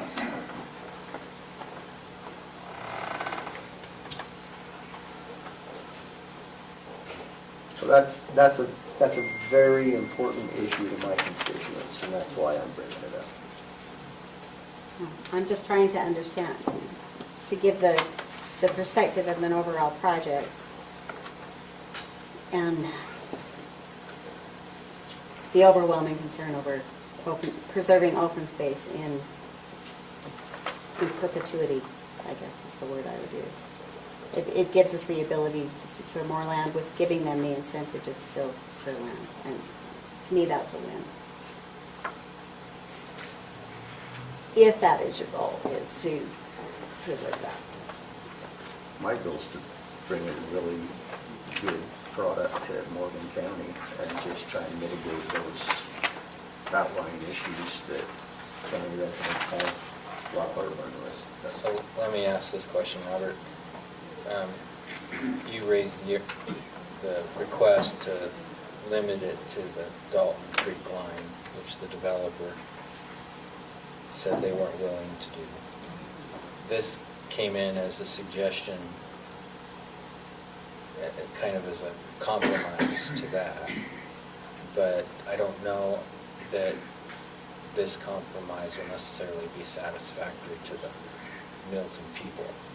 I mean, from a land use perspective, I agree with what Tina and Mike are saying. If they expand and simply spread the 750 units over more land, then it's less dense than, and that from my perspective is a win. But if this was a compromise the developer's willing to make and it satisfied the Milton residents, then I'm happy to have them make this compromise. I just don't know that it gets us past that, The but I don't know that there transferability- anything will be. The transferability was mine, but it was based on comments that people had contacted me and said, this is gonna sprawl, it's never gonna end, it's gonna keep going, they're just gonna keep buying land and moving, and I kept arguing, no, this is 11,700 acres, that's what we're doing. I don't have a problem if the owners purchase additional property and expand open space, but I don't want to see this resort sprawl all the way across the Wasatch back. And I guess I would think this would be a way to stop that sprawl in the amount of units that are going forward. I see it just the opposite, that the ability to add a parcel and spread out your number of overall units stops your, if sprawl is defined by the number of units, then that stops your sprawl because you're spreading the same number of units over a larger area. But if sprawl is ownership of property extending down so you're building farther down, then you're right, it's sprawl. So I think it's... But to your point, somebody could develop a unit on that adjacent property already. They may only be able to do one per 160 acres, sure, they could certainly develop it. Well, state code is still 100. I know we keep saying 160, but state code is 100. They can do it on 100. Let me, With no regulations, in essence. let me ask this question. Your ability to move, can we exclude, I don't know what area letter it is, the blue area from that? Ability to add increased density there. Yeah. I'm trying to, that I think would be addressing Can we concerns exclude in Milton. adding the 25% Yeah. to that? So you can move it around in the other areas, but not there. Or is this the better one? I can't answer I that. think it's the orange, isn't it? Well, it was the southern boundary, but this is probably more developable property, and this is a little steeper, I'm assuming. Correct. And so this is. And this drawing little where narrow strip right Dalton here, Creek is on this from, the little narrow street. Correct. In this one, here you can see kind of the yellow. It's still a further Yeah. section south. Yeah, 'cause this gets into U.S. government property here, and up over here, and then all of this up here. There's a few little small pieces up there in private. I see this is the ridge line, isn't it?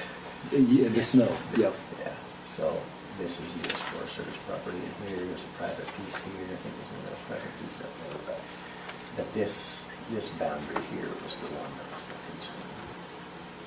And then Dalton Creek, if I look at it just right, I can usually find it. It's right here, right? Correct. Yeah. And it goes up like this. And what we don't know is it splits here, and we don't know. You'd have to get up on that other map. and So- look at it. so let me revise my suggestion. Yeah. You don't have the flexibility to move density, what is it, north? South. South of the Dalton Creek line in those two areas. So you can still move density into those areas north of that line. I guess, well, I guess it's difficult because we don't know where the density lies in those pods, so I wouldn't know how to tell you that we could implement that. Yeah, I know. You'd still be able to have density, and, well, I guess we don't know. What you're saying is you haven't shown us anything that allocates Right. where those units are in that area. Yeah, we were kind of waiting to get a rezone before we started working on a lot of new plan. Okay, how I about, don't know why you would. I'm just spitballing here and throwing this out. How about if south of the Dalton Creek line, we just maintain the current 100-acre density? No.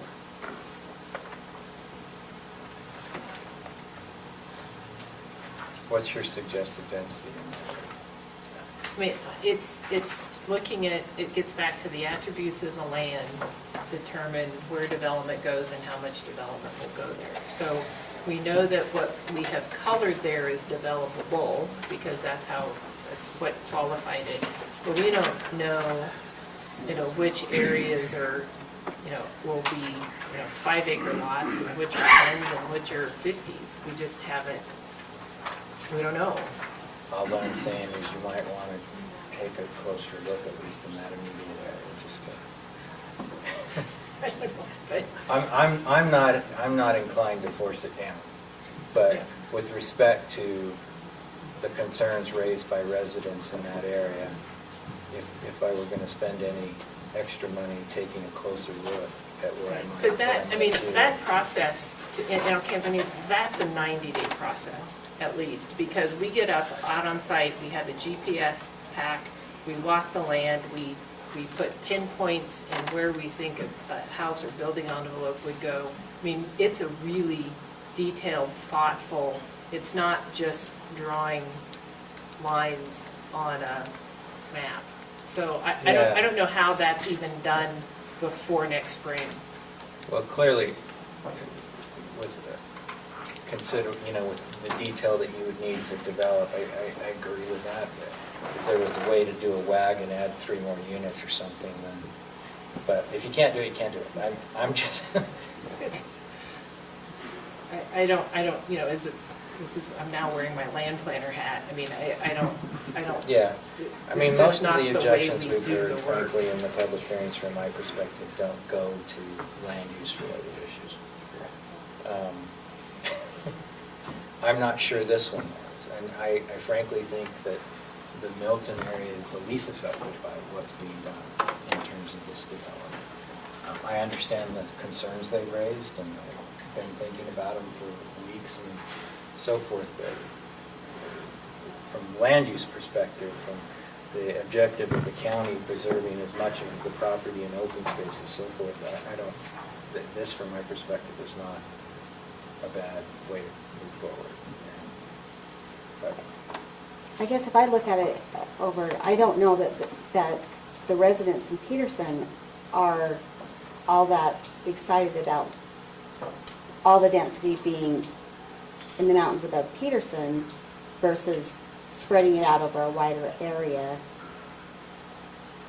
To me, if you look at it countywide, I've said it, so. Well, I'm just one person fighting for my constituents. I'm curious what the rest of the council feels. And it's not just a me and Robert McConnell discussion here, and Tina, it's all 7 of us, so.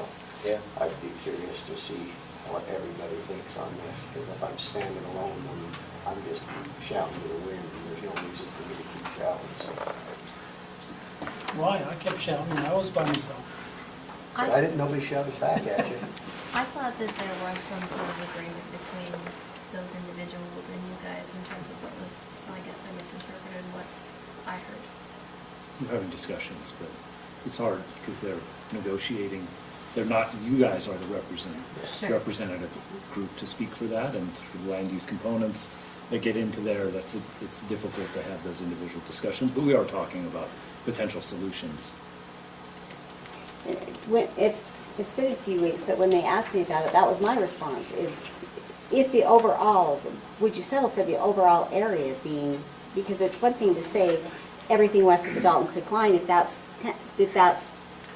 10 acres, whatever it is, if it's 10 acres over the whole project, to me, that's still open space. And so that was my response to it, is I still don't understand the concept of putting it at an arbitrary line if the density is still spread out. It seems like it should be a countywide project in limiting that and getting the most possible area for the 750 units to be spread from, which limits the overall density, which is what the overwhelming concern has been with not wanting growth in that area. It's adding open space. But I've said that multiple times. We want to hear from you, Daryl, not from me. No, I'm was members why the people that I've talked to, I don't know if compromise is a good word, but I know that you've been in discussions and talked about different options. And so far I haven't heard those options, but I'm leaning towards what Member McConnell's, what his suggestions are, so. I guess the point is, totally understand that we are the group, but the point is, you've got all those people who signed a letter. So as an at-large member, I'm of course looking at that. And so whether we're the people or not, we still have to compromise with what those folks, there still has to be some sort of resolution in order for my vote. Does that make sense what I'm trying to say? So there's got to be a compromise in order to resolve it, or otherwise, I mean, I've got to vote. In my opinion, we all differ in how we do it, but I signed up for this to vote for the people as their voice. So no matter what my personal opinion is, I'm always going to go with what I feel the majority of the folks want. And we don't all view that the same way, but for me, I'll go with what I think the majority wants. So if the majority isn't, and it's not always the loudest folks, but if the majority doesn't want this, even if I personally think it's good, or vice versa, you know, I'll always vote with those folks. It's just so you understand, and I told you that before. So, you know, there was also another online petition that now has over 450 signatures on it. So I think that's The other hard direction. to, what's that? The other direction. Yeah, The other, in right. support of, and so it's kind of hard to know that. Definitely And, is. and I keep a running tally, just so everyone knows, I'm keeping a running tally of the emails that I get for and I against, also so am. keep them coming. But I mean, I think that Ed has had a lot of discussions, and they're ongoing, with the people with the most concerns, looking at what the options are to help protect their interests. Sure. I think he has been clear all along that no development south of Dalton Creek is just not something that we Right. can commit to. And that's understandable. I mean, So, you know, the other question, or, you know, what are the other mechanisms that help with the assurance that those residents are looking for? And we're looking at options. To be fair, this is just not the issue that my main concern was. I have others, but this one wasn't it, so I'll catch you on another one. But Well, what if we limit the transferability into F and G? So that baseline number that's detailed out in our concept map becomes the maximum numbers of units in there, instead of that 25% transferability. And we remove that transferability for adjacent properties. they moved my map over to the other side. I think that goes at least somewhat to what That the is in the concern right is. direction, I Yeah. Yeah, They're not big enough. but, you know, we also have to set some goalposts, and then the goalposts get moved. No, I- I mean, and I'm not talking about you guys, it's just, you know, ideas within the community. But, you know, we're willing to remove that transferability to property as not defined in this concept map, and then to limit those numbers of units in F and G. And if you look at the acreage there, it's 800 acres with 60 units, I think is the number, and 90 units, 99 units in 500 acres. 850, 66, and 99, and 537. So more in F as you get down into those lower. I'm assuming that this is probably an area that's much more developable just because of its proximity to the lower lands. It's actually Yeah. not, because in the middle of that is Nilsen Peak. Oh. So it's not That's that developable point. by, Okay. as a function of the topography. So did I hear that right? This, tell me where you're talking about, not this one? Yeah, spot? that's Nielsen Peak down on the eastern edge, Uh-huh. in the middle of that square. We thought it'd be nice for a ranchette down there, Okay. just because the topography is such that you can't. But it would be F and G, and these are the acreage counts in F and G, and then unit counts. I mean, that's something I know we can do. I just don't feel like we can arbitrarily start splitting those up, but to say what's on there is the Pretty max close. number. I mean, it's the max, we'll agree to it's the max number. So you're saying no transferability. Into F and G. Well, so no transferability to adjacent property and no increase in F and G. Yeah, well, I think it would benefit people to the south there if we transferred units out. So maybe we could pull units out of F and G into the north. I Right. think then they know, then it's a known quantity that there would be less density. Well, So if you we could if we take out of F clarify, and G Yeah. but not. But we've increase. maximized the units by I the think we need numbers to in clarify this language so that it's the receiving Yes, area. correct. And I think that would accomplish what you're saying, so you can pull from F and G, we just can't add to it. I think that, It would be a known maximum. Receiving areas A through is a step in the right direction. A, so the receiving areas A through E could increase by 25% as long as the total doesn't exceed 750. With F and G never exceeding. Well, that Yeah, implies okay, that, yes. that already implies that. 5 minutes.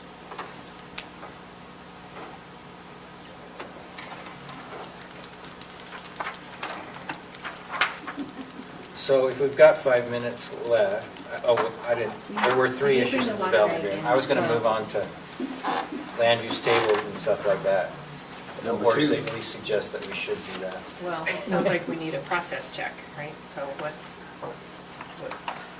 can't get through everything in 5 minutes. From my perspective, let's try to address the other couple of issues in the development agreement, and then next time, let's try to focus and finish up on, I would think we could do all of the exhibits next time. Should be. I mean, land use table, design guideline, get through those. Yeah. I don't think we can get through these in 5 minutes, do you? Is that what you? Or can we? I can try to tee it up and then you can see. And then the other issue, and I don't know if you have the ability to make any changes to your agenda that follows us, but for the second time in 2 weeks, the water expert is here that is paying by the hour.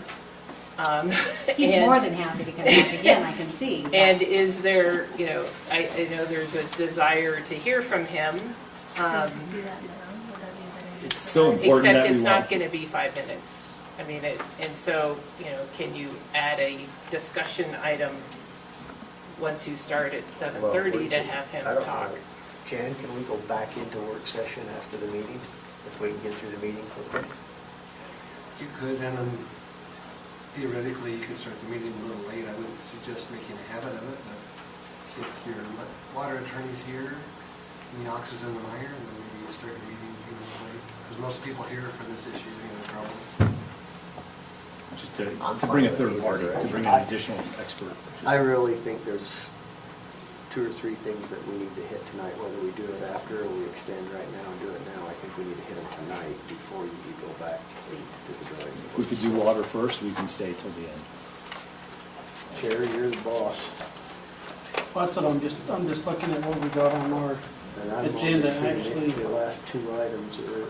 I'm willing to Fourth and postpone the fifth. discussion on The flag. flag lot. So that's one of them, so the other one is just. Thank you, Bobby.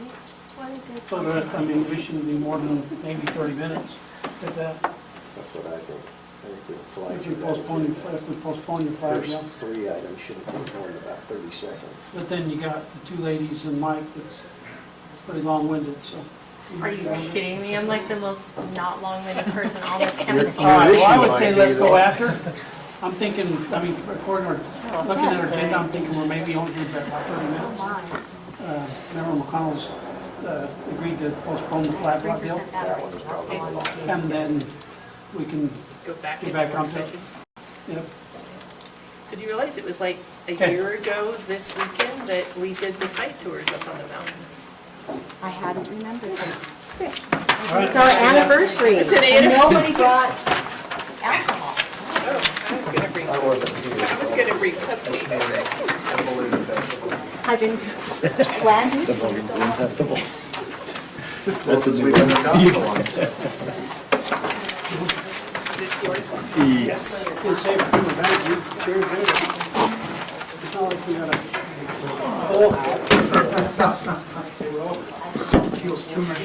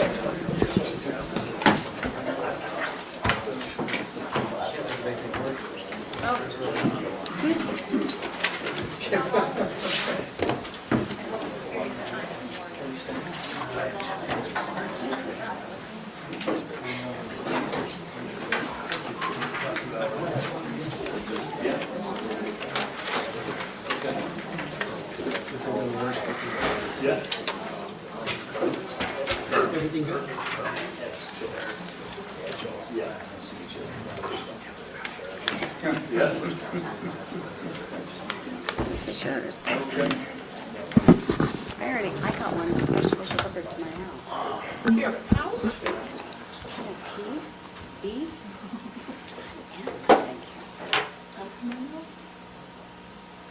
I got one specially delivered to my house, saying the same thing.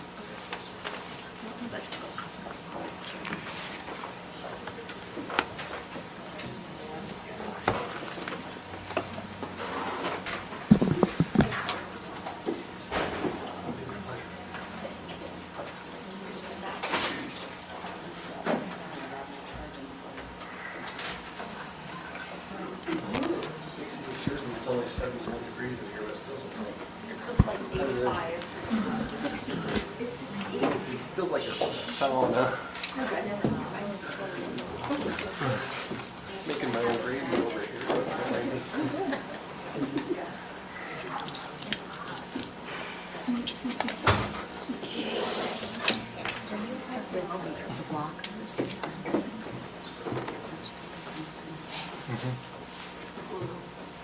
Yeah. Have you been to Adjourn? It's pretty cool. It was not a relaxing vacation. We were on a pretty rigorous schedule. Probably high 50 miles.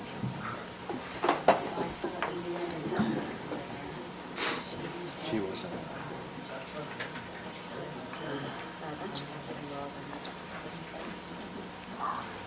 She may have been in the Norris travel group. It was at the Jerusalem Center the Sabbath. I didn't see her, but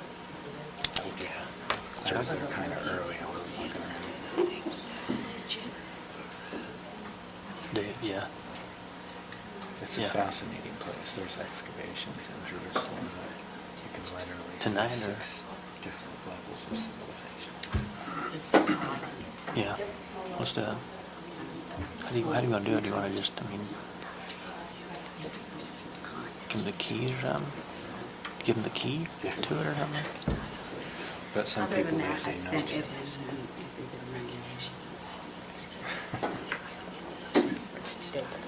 Oh, that'd be great. Yeah, that'd be great. Let's do it. I've already got the approval for the council, at least 4 council to go ahead and do that, so. Okay. Hey, Chuck, I'm gonna be out the first Wednesday in November. I'll be out at a conference. I'll be phoning in. So the first Tuesday, I'll be phoning in. Okay, the 3rd, you mean? I don't think you're that old. Sleeping, going into that early. Let's see. It'd be the 19th. 19th of November. Yeah.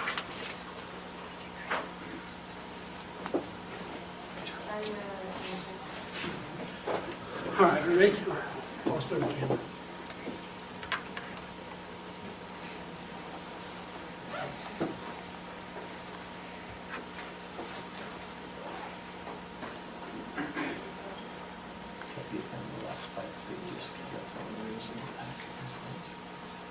Yeah. For some reason, I'm having a hard time getting it to download. Try one more time going in and see if that helps.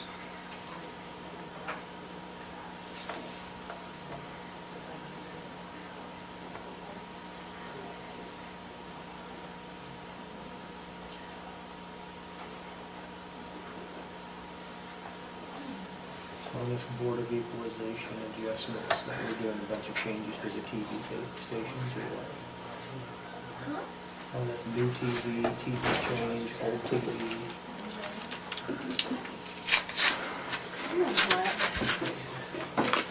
Hey, so when's 5 getting fixed? 5 is fixed. I told Randy that this morning, or Monday morning, yesterday morning. Told him you need to reprogram your TV. We did. Got 1.8. Really? I finally reprogrammed mine and they work.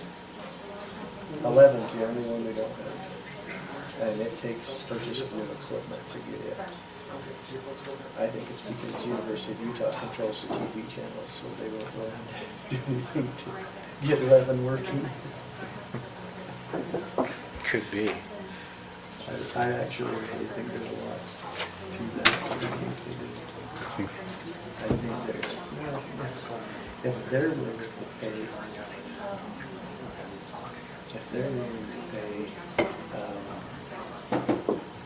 the money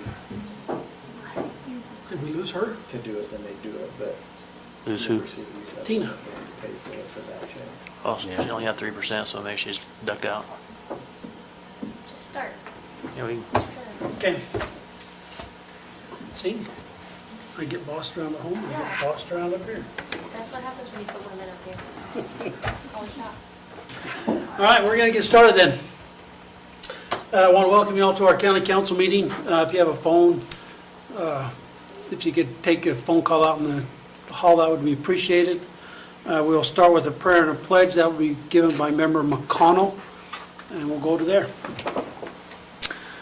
Our Father in heaven, we're grateful at this time for the opportunity that we have to meet in this capacity as Morgan County Council. We're grateful for those residents who are here and attending, and for those guests that are also here. We're grateful for the blessings of living in a free country, and for the blessings of enjoying this county and the beautiful surroundings that we have here. We pray that as we meet together that we might enjoy a spirit of civility and kindness, and that we'll be wise in the decisions that we make. And we pray for these things in the name of Jesus Christ. Amen. amen. I pledge allegiance to the flag of the United States of America and to the republic for which it stands, one nation, under God, indivisible, with liberty and justice for all.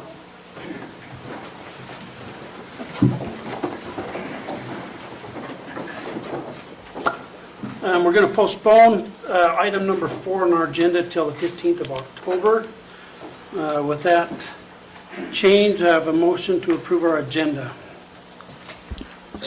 Second. Member Kilmer, second by Member McConnell. All those in favor? Aye. Any opposed? Everybody had a chance to go through the minutes. I have no issues with the minutes. Have a motion to approve the minutes for September 17th. Just one change. Okay. In the board recommendation for Julie Chapman, second line, last word should be they, as opposed to the. They believe Julie Did you is get highly that? qualified.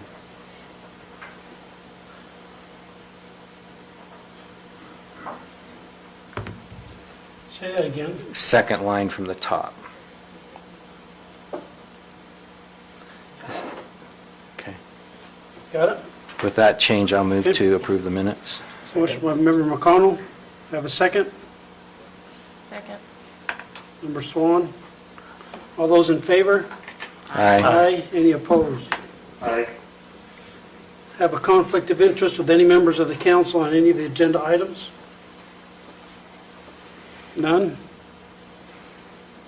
We are now in public comment. If you have something, where'd our microphone go?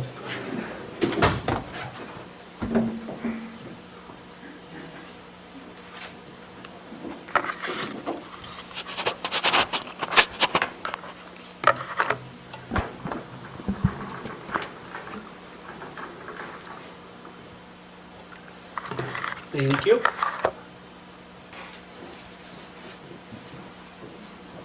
Now's the time to voice your opinion. State your name, if you would, please, ma'am. She puts the microphone so close, the angry citizens are like, Why do you think we moved it over there? Intentional. The toughest guy in the room to shield I us. just want to make a couple of comments. First one, which is not in what I had written today, but I would just ask you all to be very careful when you're talking about this major and minor wording in there, because our last planner left over a dispute just like that. It was his interpretation of what it said compared to what some of the people on the council interpreted it as, over a certain building lot, and he ended up leaving. We now have land, so it's okay, but I just want to make sure that we're really, really careful about things like that. Also, when you're talking about the other petition out there, I have a screenshot that Minnie Mouse and Mickey Mouse have signed that petition, and I will send that to you. And as one of the original letter writers, I just want you to know that everybody that we have had sign that letter that have been vetted, that they are county residents and not just somebody that can get on there and sign a petition with an email. That being said, I just want to thank you for the opportunity to speak. I appreciate all of your time and effort. I just wanted to go over a couple of quick points. In 1998, Morgan County's population was 7,032. This same time, there were 131 business licenses in the county and 119 in the city for a total of 250. In 2019, the population is 12,045. There are 360 business licenses in the county and 213 in the city for a total of 573. So though our population has not doubled, we have more than doubled our business licenses, and that's good. We have been smart about growth, and we have worked hard to grow businesses in Morgan, and we've been successful. I bring these points up because there are several out there that are supporting the Wasatch Peak zone change and telling the people of this great county that the sky is falling, that there are all these proposed homes and no commercial, and that's just not true. I believe these numbers prove that with growth comes business. That is why we've been able to maintain some of the lowest tax rates in the state. You're being asked to approve one of the largest zone changes ever in this county. All of this is on the promises of more tax revenue for the county. The two main generators of this promised revenue are that the residential development will be mostly second homes, and the prices of these homes, I've heard from $7 to $14 million. Nowhere, and I repeat nowhere, does this development agreement and zone change guarantee or even speak of either one of those things. This zone change does not adhere to a Vision Morgan plan that the taxpayers spent almost $111,000 to do. The zoning on that mountain was put there for a reason, and that was to protect it. Finally, the old saying that you have, if you can't beat them, join them, will be applicable if this zone change is approved. My husband and I own approximately 100 acres, and we will be in line to ask for the next zone change. My daughter owns 40, she will be in line. And Jeff Jones, I'm speaking for him this evening, he's not here, he's out of town, but he has 2,000 acres and he would like to ask for the next zone change. Thank you.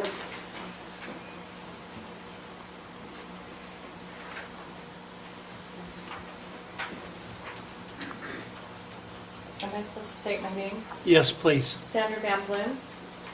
I was not here for the meeting that was 2 hours ago, but I just have a comment to make about when people buy land, they buy it with the knowledge that they know what the zoning is. And when you get people in asking for changes that are not on the master plan, I think you're asking for trouble, because what happens is then everyone else needs their favor done to change the master plan. And pretty soon your master plan is not a master plan anymore, and your city becomes not what you wanted it to be. And pretty soon you're going to have no plan, and then you're going to have to spend all kinds of money again to make another plan that incorporates all the little things you're trying to change with the master plan. So I just plead with you to stick with your master plan and keep the city the beautiful place that it is. Thank you. Thank you. Anyone else?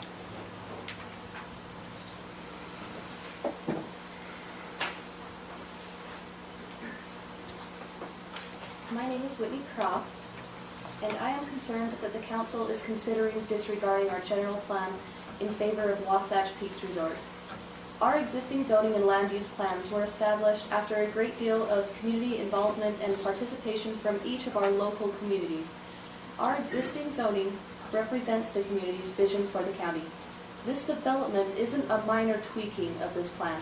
It is a major overhaul of the plan that essentially ignores our community's prior work and vision for the county. You are giving away over 3,000% in extra bonus lots to WPR from the existing zoning and allowing them to scar up our iconic mountains without having any guarantees that this will even be beneficial to the county. I believe that the council should maintain our current zoning and follow our existing general plan. But if you choose not to, I hope you will also consider ignoring the general plan for other landowners. It would be only fair to grant local landowners the same opportunity to develop that you would be granting to an outside developer. I am a partial landowner of the Croft Range, and after discussing it with some of the other owners, we may want our acreage and enterprise rezoned. Currently, it is zoned exactly what WPR is zoned, MU-160 and F1. There are several other pieces of property in Enterprise, Peterson, and Stoddard that I would like to rezone as well. I would also like to inform the council that I have spoken with several other landowners with a combined acreage exceeding 25,000, whom indicated to me that they are planning on asking the council for a rezone of their acreage if this development is approved. They are currently zoned MU-160 and F1, the same as that within this proposed development. The action taken on this development will open up the door for extensive development of our foothills and the mountains contrary to our existing zoning and land use desires. Ultimately, who do you think is going to benefit with WPR rezone? It will not be us, the residents, it will simply be the developers. Thank you. Thank you. Anyone else? Okay, motion to go out of public comment. So moved. Member Swan, Second. second member Valentine. All those in favor? Aye. Aye. Aye, any opposed? Aye. Okay, item number 1, Board of Equalization adjustments. Anyone have any questions on that? If not, I'll take a motion. I'll move to approve the 2019 Board of Equalization adjustments. Motion by member Swan. Have a Second. second. Second by member McConnell. Any questions on the motion? All those in favor? Aye. Aye. Any opposed? Aye. Item 2, I'm assuming, Mike, that is in favor of. Item 2, Veterans and Blind Abatement List. Any questions, comments on that one? If not, motion on 2019 Veterans and Blind Abatements. Chair, I move that we approve the 2019 Veteran and Blind Abatement List as proposed in our packet. Motion by member Ballantyne, Second. second by member Cannon. Questions on the motion? All those in favor? Aye. Aye. Any opposed? Number 3, Low Income Abatement List.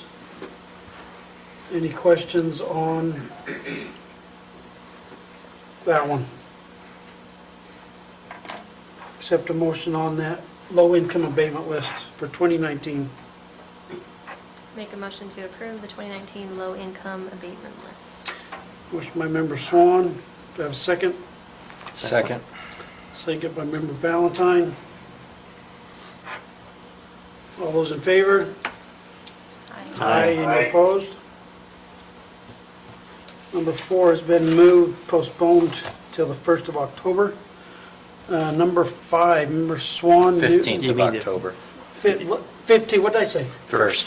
Sorry, we are on the 1st, 15th of October, thank you.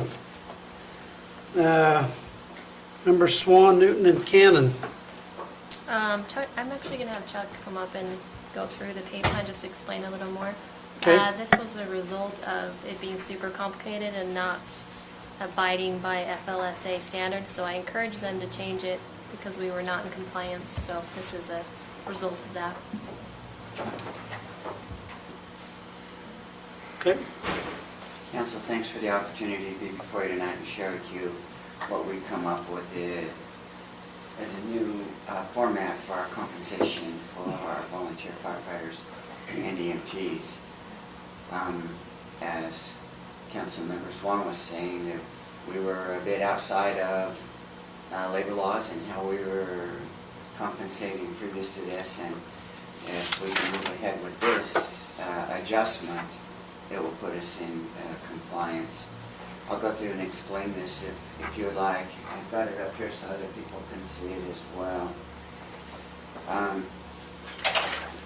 On the first block up here is just the firefighters' compensation.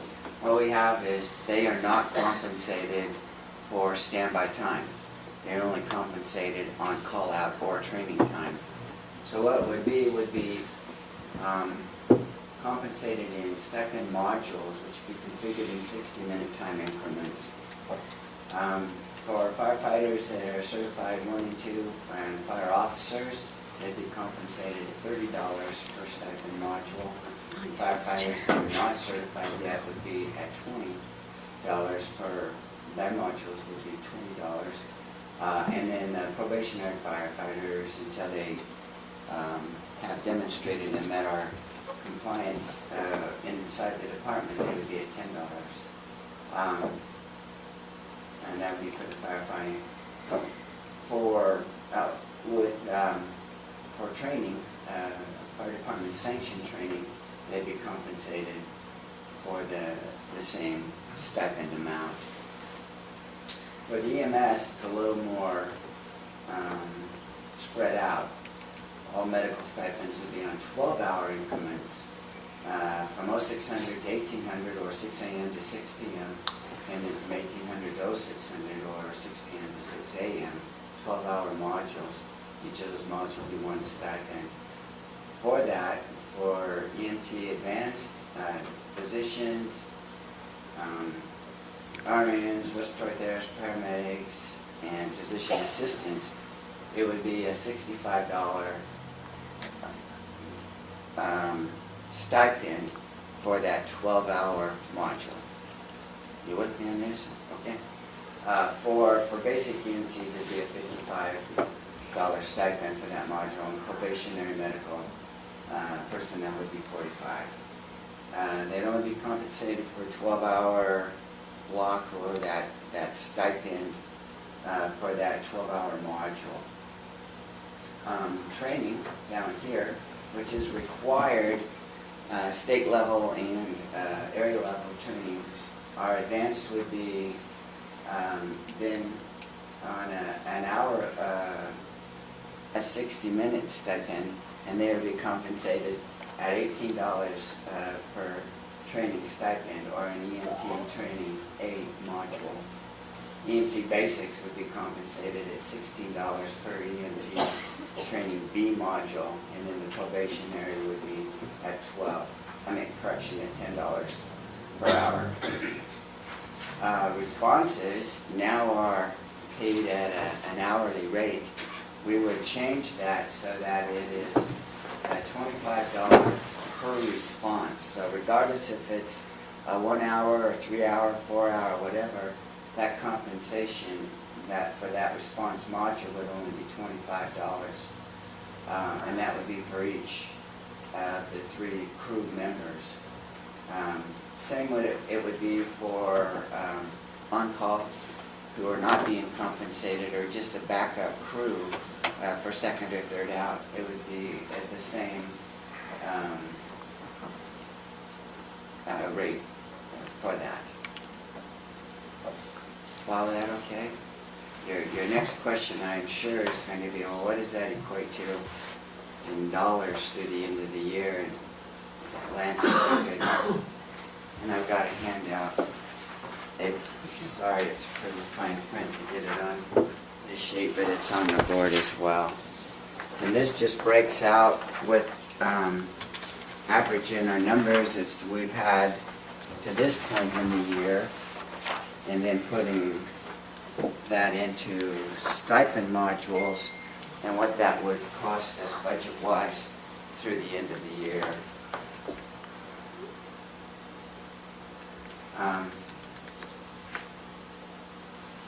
So far this year, we've run 136 calls, which breaks down to about 15 fire calls per month. That's not including medical calls, that's just fire calls. And so through the end of the year, we would then estimate 45 more calls. And I just factored it at $80 an hour, which would be 2 officers or certified firefighters at $30 an hour and 1 at the $20 stipend, which would equate to $3,600 through the end of the year. And then training, we have a couple more training, live fire and defensive driving training lined up. And so that would be at 4 firefighters at $30 per 4 hours into the 2 different classes, would equate to right around $960, which ends up to be $4,500 something. I just rounded it to $4,600. And as I share with you these estimates, please understand I try to estimate high, just so that we wouldn't be under budgeted and stuff. On medical, we have 3 MTs that are on call at any given time, and so at $65 a shift, at 3 is not $195 per 12 hours. 24 would be $390 for a 24-hour shift. 78 days through the end of the year, if we started the first pay period in November, I believe it is, or the next pay period, I don't remember. But anyway, that would be equate to $30,420. Training-wise, at advanced level, for the $18 stipend, we have 6 EMTs.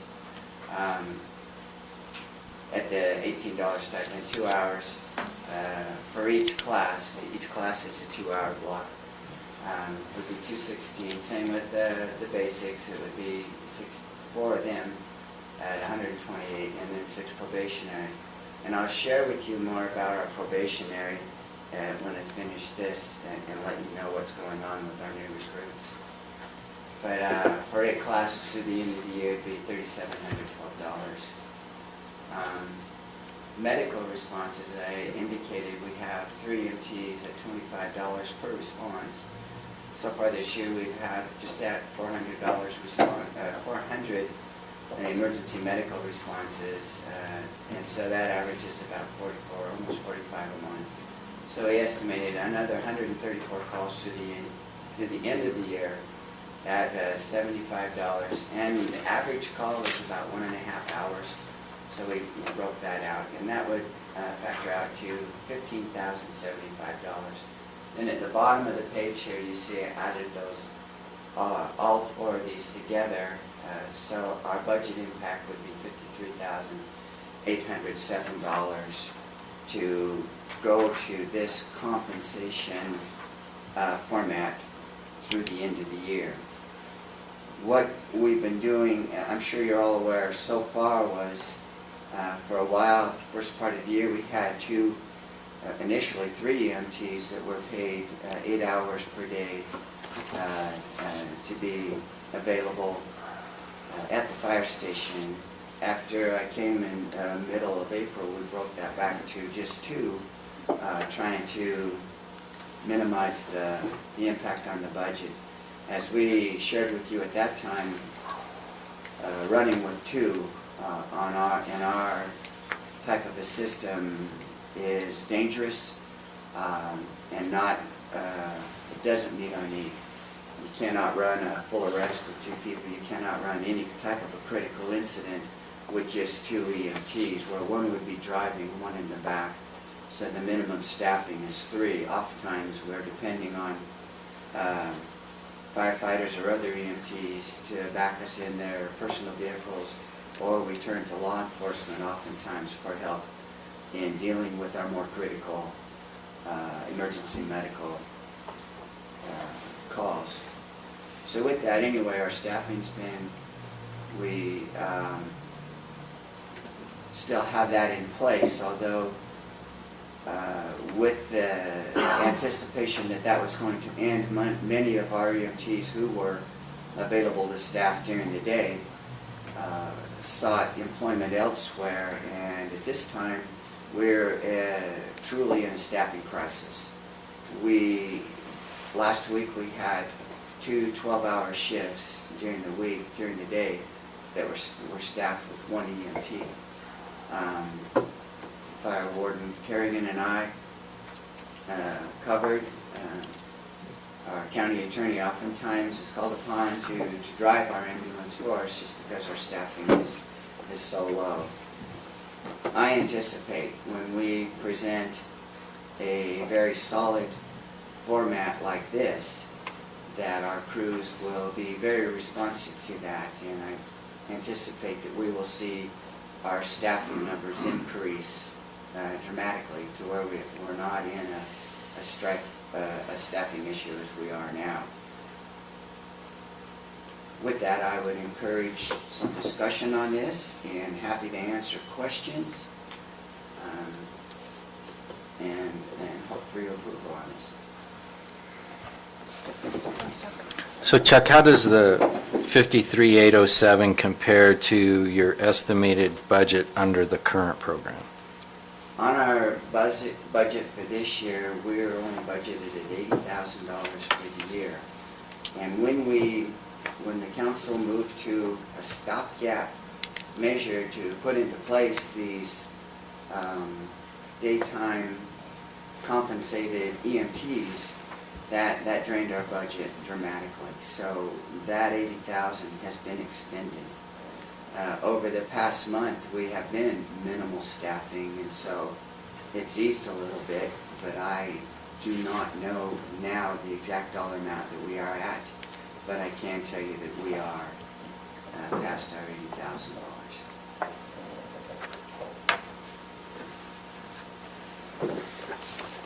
If I could also share with you some of our thoughts as we work together with our council liaison members and our chief officers, we looked at this as another stopgap measure to bring our staffing back on and to demonstrate that this format can be very useful to our volunteers. They can plan ahead, they can schedule the blocks, they can schedule the crews that they're working with. This will really be advantageous to our volunteers to be able to have the flexibility in this.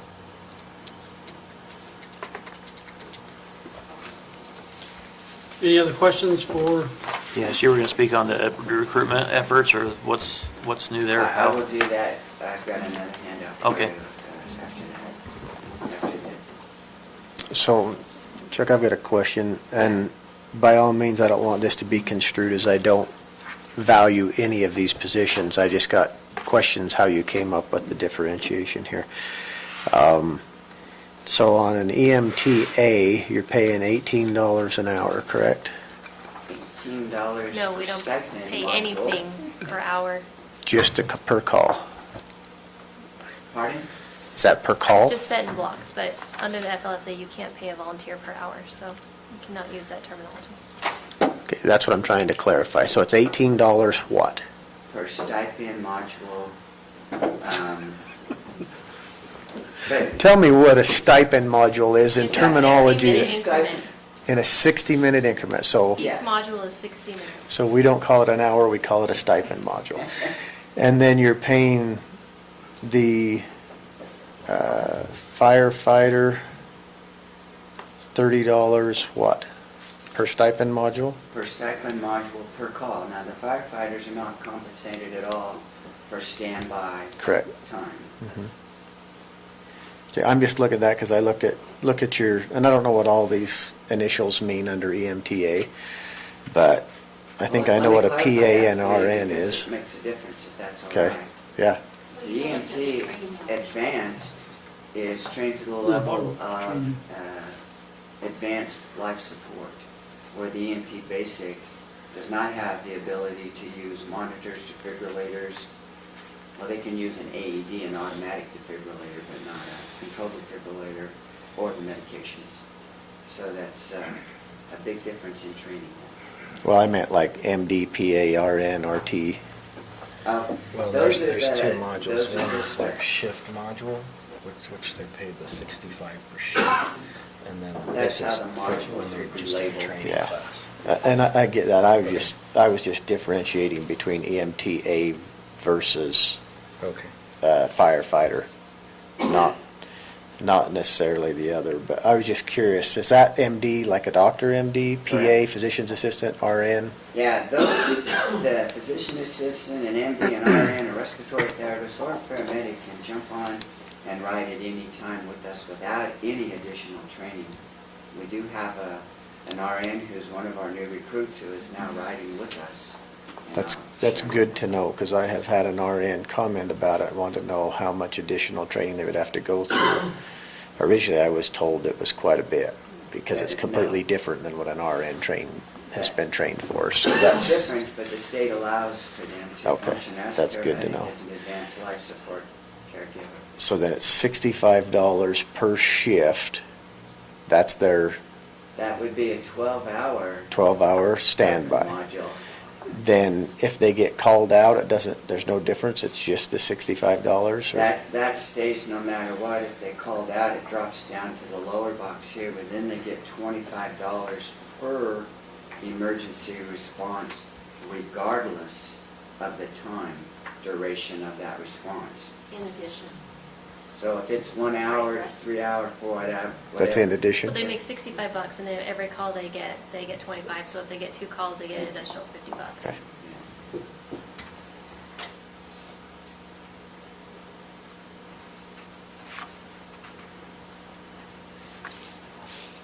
And I'll share with you as well, over the past few months, we have worked a number of different formats, trying to create a good balance, trying to simplify our compensation and the manner in which we do it and the manner in which we record it, trying to become compliant with the labor laws, and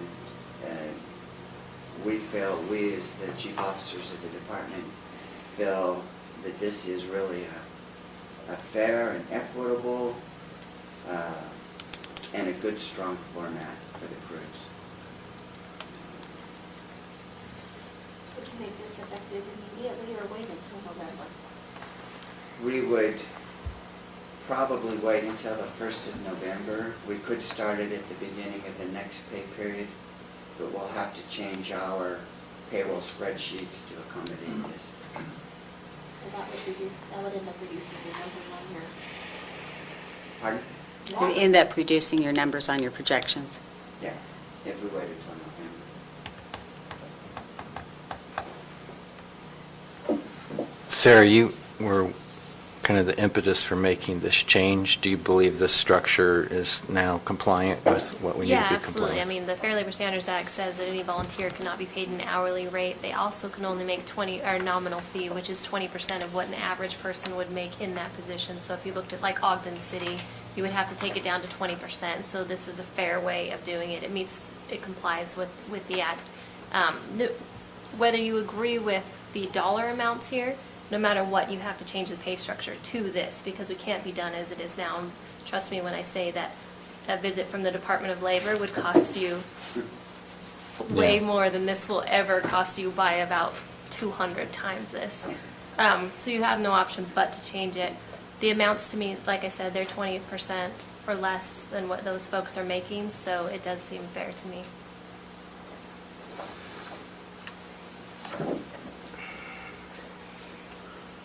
Okay, so nobody wants to ask it. So where does this put, I'm understanding all you're doing. Like, my question is, because everything comes back to the bottom line. You say we're already over, any idea how much we're over budget already? I do not know. So then the next question, I guess, is Stacy, and you might not know that, we might have to figure this out. So where do we acquire the 53,000 from? Well, that's the reason for my question of when you're going to start this. He's not starting this till November. It's not going to be $50,000. But it'll be 30. So where would we acquire the 30? Yeah. I don't think you have a choice, and right? Not- Well, it's not so much a choice, as much The as it structure is and the have an amount are idea two where we're different coming from. discussions. We don't have a choice on the structure. The amount, we have no choice but to discuss. And you'll take it from your fund balance if you have to. Okay, that's a one-time thing, because fund balance can't And then handle when you want ongoing. to talk about next year, we talk about it next week because we're sitting down and having a budget discussion. Yeah, we would, for next year's budget, we would contemplate compensation under this schedule throughout the entire year. Yeah. But what you set tonight will be what the numbers that you use to decide that for next year. I would expect And that you to already be the know case. you've got more departments coming and asking for raises for the same exact reasons you have here. Are you prepared to tackle that? That's all I'm asking. Except I don't look at it like that, Robert, because these people are going to show up to save my life. So if my kid's choking on something and nobody's signed up over there, then I'm not going to be the one responsible. We've got to do something different.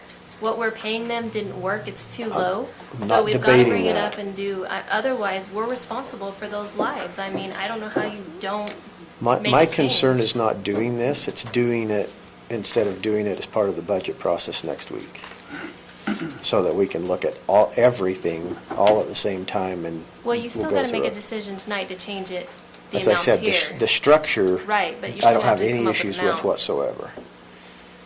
It's just when we look at the pay raises, we're doing it tonight with little to no background discussion. We have no idea where our budget's gonna be for next year, and this is all starting on Monday. We're just a few days away from having that information in front of us. So how do you propose that we fix it tonight? Because, like I said, it's got to change. The DOL shows up here today and looks at it.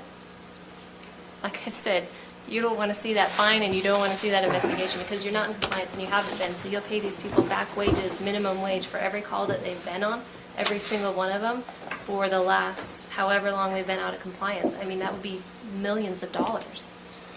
So it has to change. Mike, I have two questions. One is, why would we wait till November? Why wouldn't we implement this immediately? Because of that reason. Sure. And two, whether we adopt this structure or we continue to go the way we're going to go, he's over budget, period. And he'll be over budget the old structure, or he's going to be over budget the new structure. He's going to be over budget. It's a transfer, no matter what we do. Okay, then I'll go ahead and be the guy that they can get on Facebook and call all the names to. Because I think this deserves a lot more discussion than just you're got your back against the wall, you better pay it or else. Because I don't think that's fair to the people of Morgan County. Who right now, when you have an ambulance call, who responds to that ambulance call? Who's ever available? No, I don't mean the individual, I mean which departments. We do. Emergency services. So everybody, fire, ambulance, Negative. police, that's what I'm asking, who responds? If it's a medical call, we send medical, we send the ambulance. If it happens to be an accident on the freeway, because of the dynamics of that, we will attempt to send an engine behind that ambulance for two reasons. The one and the most important is that we block traffic. You can look at fire reports across the nation, and almost daily you have apparatus being struck on freeways because people are not paying attention. The ambulance does not provide any sort of shelter for the crew. So we position the engine up from the accident in a way that blocks the lane that will be taking, the ambulance will be taken to respond and to load those patients. And so that's the primary reason, is the safety of our crews. The secondary reason is because we have hazmat with vehicles, we have fire potential with vehicles, we have extrication with vehicles. And so oftentimes it's far more than being an extra set of hands or being a blocking instrument. It's actually hands-on in creating a safe scene for our EMTs to be able to work. And I want it safe, no matter what. My experience has been, as I'm driving past these, that the highway patrol and incident trucks are who's blocking traffic. I have seen a couple times down in Salt Lake on a major accident where they've had a fire truck back, but usually they're up next to the vehicle because of the hazmat issues. That's what I've what I've You'll notice, noticed. too, if you're looking at it objectively, you'll be able to see the way that that fire apparatus is positioned. It is positioned in a manner so that it does protect the crew there. You know, the distance from it doesn't mean that it's not protecting. Normally, the ambulance is always gone before the incident crew shows up, and so they're there when the trooper is doing the diagram and the accident investigation. The ambulance, I've done 20 calls and I've never seen them show up. The ambulance always beats them Got away it. from the scene, just so you know. Good to know.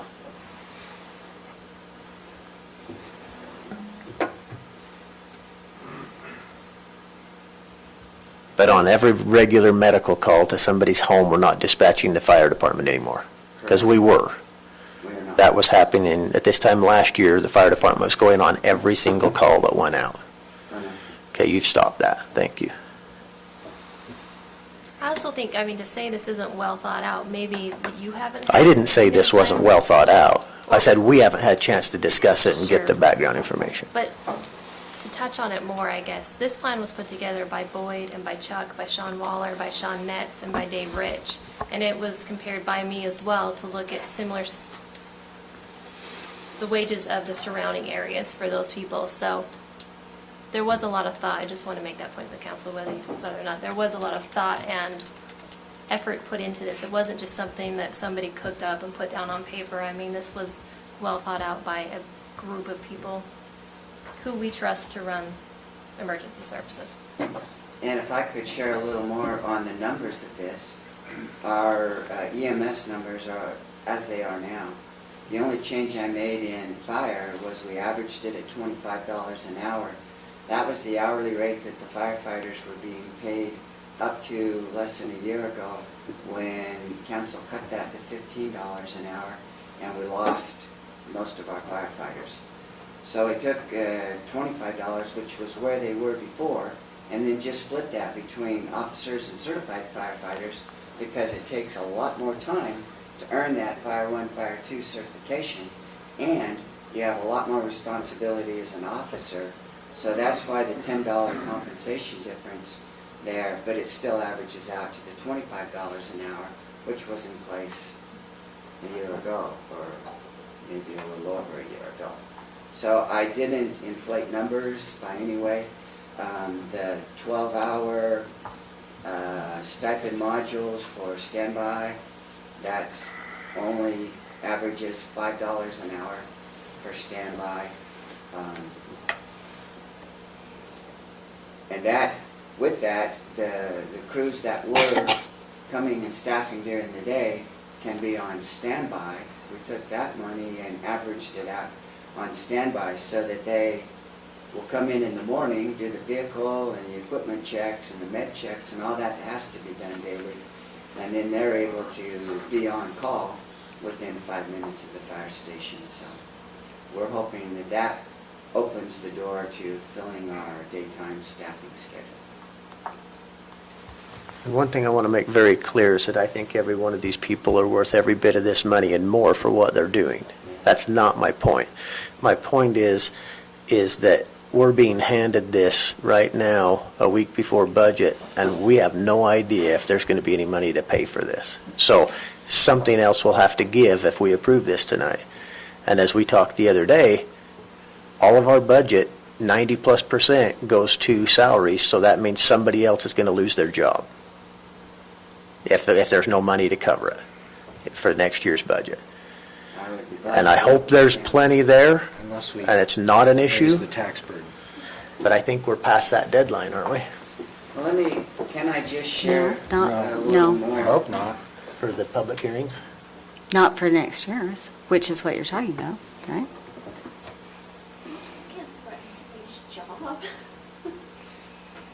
That wasn't the question we asked. We asked if we were past the deadlines. To do a tax increase, yes, you can ask the deadline. That's what I thought. For 2020. Yep. That was in September. Chuck, you had another comment?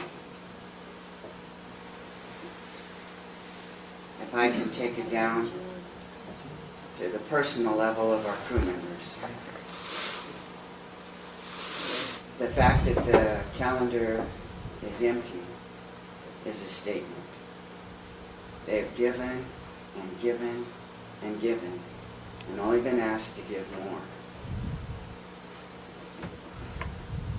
This statement is ringing loud and clear. Last week we had a call out up to East Canyon. It took 2 of our ambulances. We only had 4 people to staff 2 ambulances. And while they were committed on that call, we had another call over on Trappers Loop, which we were not able to respond to. When we cannot respond, we have to depend on agencies in the valley to come and cover our calls. That adds 30 minutes response time if a vehicle, if a station's, or if a rescue crew is available. As you're well aware, some calls do not allow us the luxury of having extra time to be able to provide a optimal level of care and opportunity for survivability or outcome of an incident. We're at a crisis right now. We have great men and women who are volunteers. They give it their time, not just running calls, but they're required to do hundreds of hours of training, ongoing, to be able to be qualified to run and give it their time for the county. I'm here representing them, and I go back to them representing you. As I stand before you representing my crew, they're turning to you for help. They're turning to you for acknowledgement of what they do, of all that they give for this community. I feel we've put hours upon hours into this document. This is a very good format. This is very, I feel, equitable. It may boost our budget a little bit this year, but we're still paying, but not at the level had we had our staffing, if you follow what I'm saying. Our community deserves our ability to respond. And we're doing all that we can on our side to be able to meet that obligation.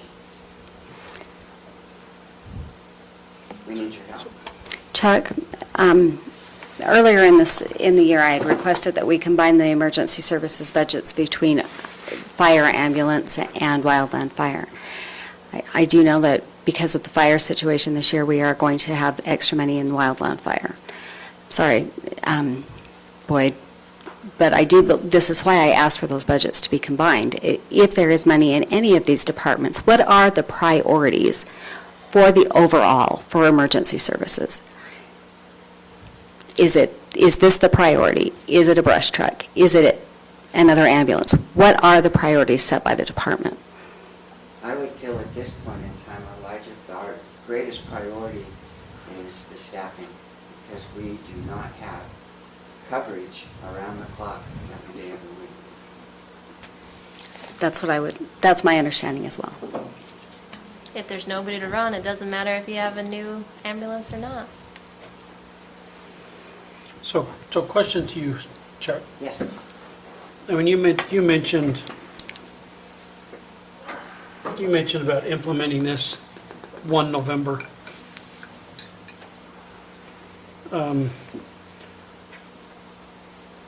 Is that going to, I mean, looking at the budget situation which we're coming into, is implementing this 1 November, is it going to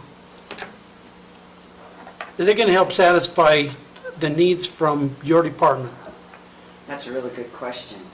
And Boyd, you please feel free to step in as well. We've talked with crew members individually, shared this.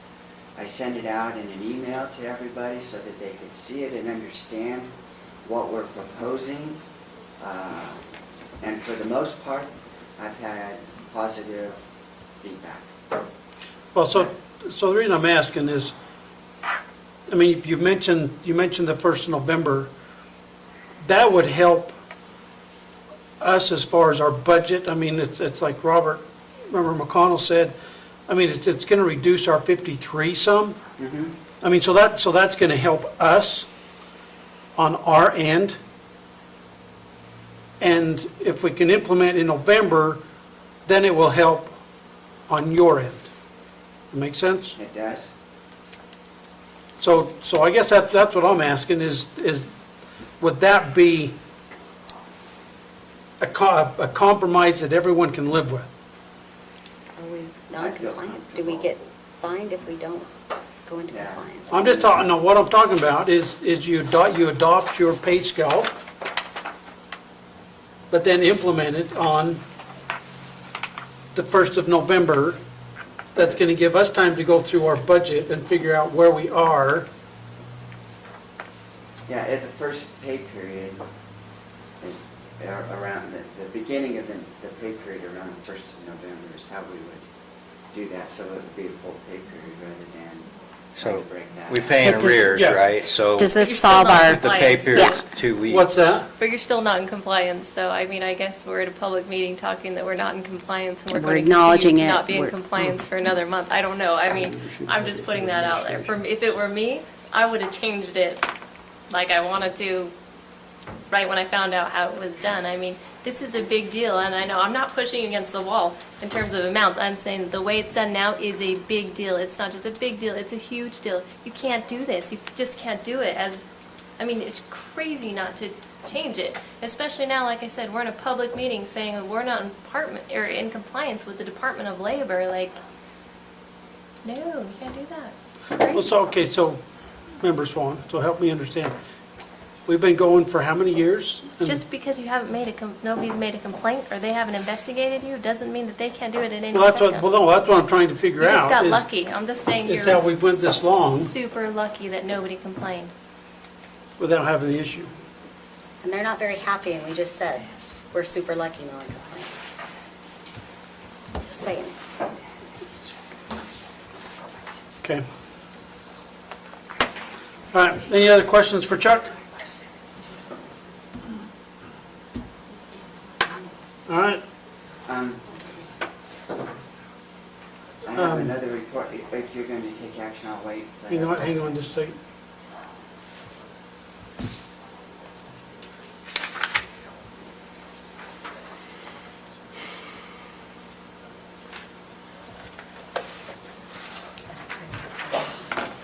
Okay, so is this part of this other report you got, Chuck? Is that part of this stipend pay schedule? It is not. All right, well then let's finish this stipend pay schedule. And go from there. Real quickly, Chair, if you don't mind, Jen just figured this out. It'd be, if we start the 1st of November, the difference in the 53,807, if we start the 1st of November, would be 44,800. So it'd only be $9,000. Well, and 7,000 of it is through the ambulance, that's what I did, so. Okay, if there's no more questions, a motion on the agenda item to approve this new stipend space schedule for fire and EMS. I'll make a motion to approve the new stipend pay schedule for fire and EMS. I'll second that motion. Motion by Member Swan, second by Member Cannon. Questions on the motion? Effective immediately. I don't know how you don't do it. I mean, I get what you're saying about budget, but I don't know how you don't do it. Like I said, you're not in compliance. I don't know how you don't. I don't know, Jen, do you have a comment on this as far as being non-compliant? I'd say with what come to light tonight, I would say as soon as possible. Maybe you have to take your $5,000 back for fireworks next year, or find some like, don't give the chamber the full amount, take some of the, you had $25,000 for Rhoda Mill at taggarts. You might just think back on some of the things you funded and see if they haven't used that and find the extra 7,000. But with what's been said tonight, my legal advice would be do it tomorrow. Okay, So essentially, your motion, just for clarification, is effective the next pay period. Yes. which is when? We are 1 week into this pay period, so it would be effective with it.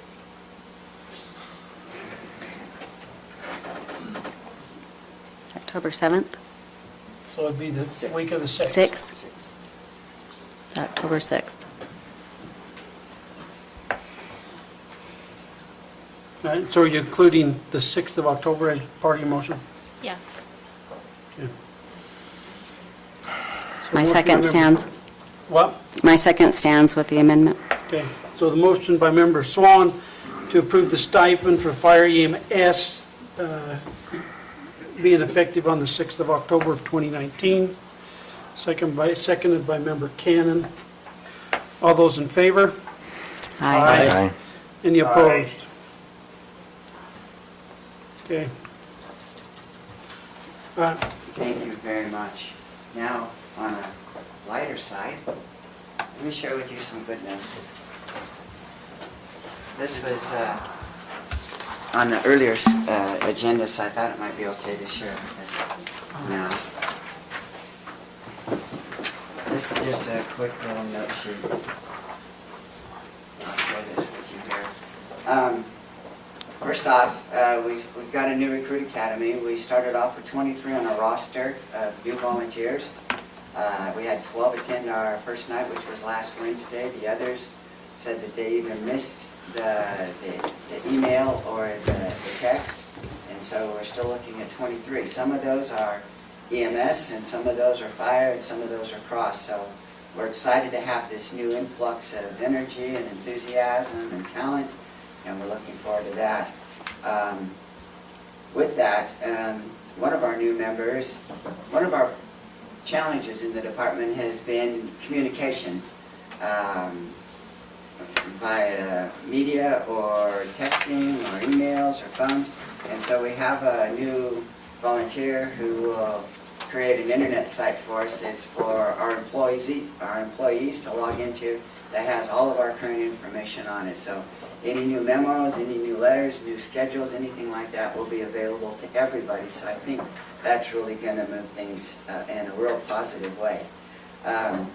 We have 2 of those members of the 23 who are already taking call on schedule. One was the RN that I had mentioned, the other's fire. The Recruit Academy will last for a month, and then what we'll do is then we'll split those who want to go fire and do more in-depth fire training, and those who want to go medical go more in-depth. But we have them cross-trained at the beginning, so everybody's under the same umbrella and working together. We tell the firefighters, no, you don't have to go and wipe up vomit or start an IV, but you can drive a stretcher for us, or you can be an IV pull. And the same with those who are medical. We tell them, no, you're not going to be on the end of a hose, but you can do traffic for us, you can do cones for us, you can get information. There's always other things to do than being right up front in the operations. With our RFP for our online medical control, I've hand-delivered 50 of those RFPs to 2 of the facilities here and emailed all of these. You'll see all of these hospitals. This is done by the EPIC Emergency Physician Group, and they cover all of these hospitals. So there's over 240 emails that went out along with those 50 by hand. So we're looking at around 300 physicians who are being contacted with this RFP. So I'm looking forward to a really good response on that. The next Closing one. date for those is September. October. The 17th, thank you. With that, what we'll then do is have a physician and some of us get together to go through those proposals, and then we'll limit those down to 5 or 6 or so for the group to come in and do the final evaluation and look at that, and that will be on November the 1st, the final interviews for our fire chief posting. It was posted last week on the county's webpage. We've also posted it on the UFA, the Utah Fire and Rescue Academy's website, and that has over 1,000 users in the state. It's all of the fire departments. And then the Daily Dispatch, which covers all of the western region of the United States, we posted it on there as well as the Utah State Fire Chiefs Association, which has 270 members in the state. So I think we've got that out really well also, and look forward to having a good response. We do currently have 3 resumes that have been sent in already. For which one? Pardon? Three resumes for which one? Fire chief. Okay. And the first interview date, that's open until filled, but the first interview date on that is October the 18th, which is a Friday. And so we'll take all those that we have at that time and interview them, and then go from there. If there's good viable candidates in that, then we'll move them forward. If not, we'll leave it open and bring other candidates in. So, and then again, just at the bottom, we'll be doing live fire training out here behind the station again, October 11th and 12th. That's Friday and Saturday. Last time I got a little bit of feedback from one of the business owners here and a couple of homeowners over here. In the morning, the smoke stays down on the ground, and so we're going to start a little later in the day where it's a little warmer, and hopefully we won't interfere with them. And we'll make sure they're aware of it ahead of time as well. Some people were really curious what happened to all their pallets. On your pallets? Yeah, they were consumed. Told them they went to a good cause and not to worry about. They did, and I'll share with you on that as well. We had 8 of our recruit firefighters in that live fire training, and they just came out of there wide-eyed and ready to go. So it was really good, and of course they'll be in this next one with us as well. So, yeah, we're moving forward. We're doing well. Any other questions or? I've got a whole nother stack of wood, but I don't think the EPA would like us to burn it because it's all particle board. Well, this next crop is a different one, and we won't need those pallets. Okay. Thank you, guys. I appreciate your time and all that you do. Thank you very much. Thanks. Thanks, Chuck. Thanks, Chuck. Okay. The last deal was Valerie Hancock for the library board. She had one of her members moved to Layton, so she would like to appoint Ashley Johnson to the library board. She asked me if I'd do that because she has another meeting tonight that she had to attend.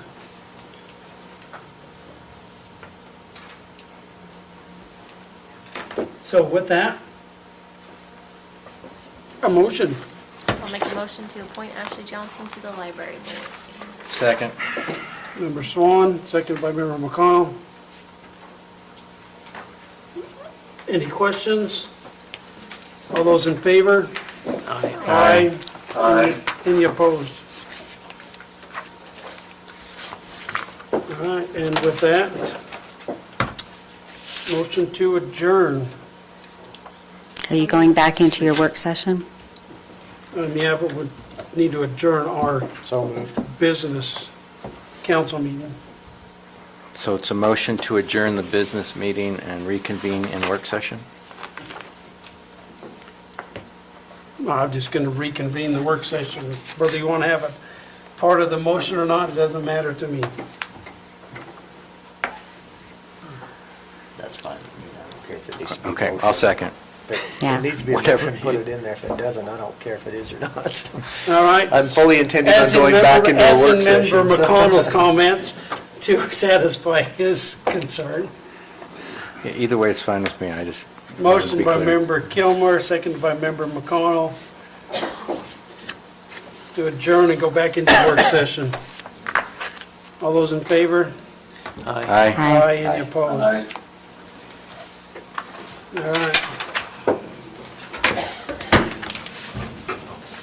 We are adjourned for that part.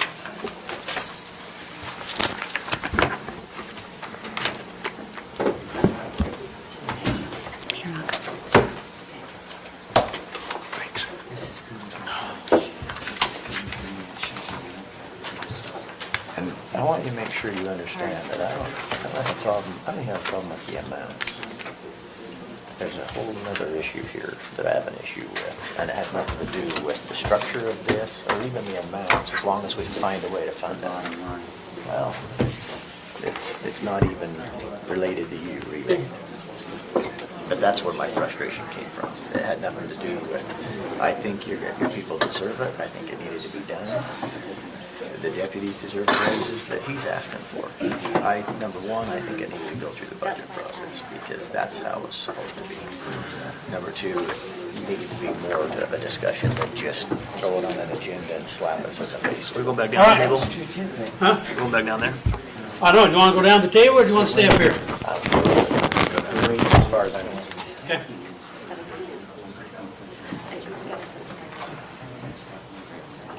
In all of our meetings, that was true.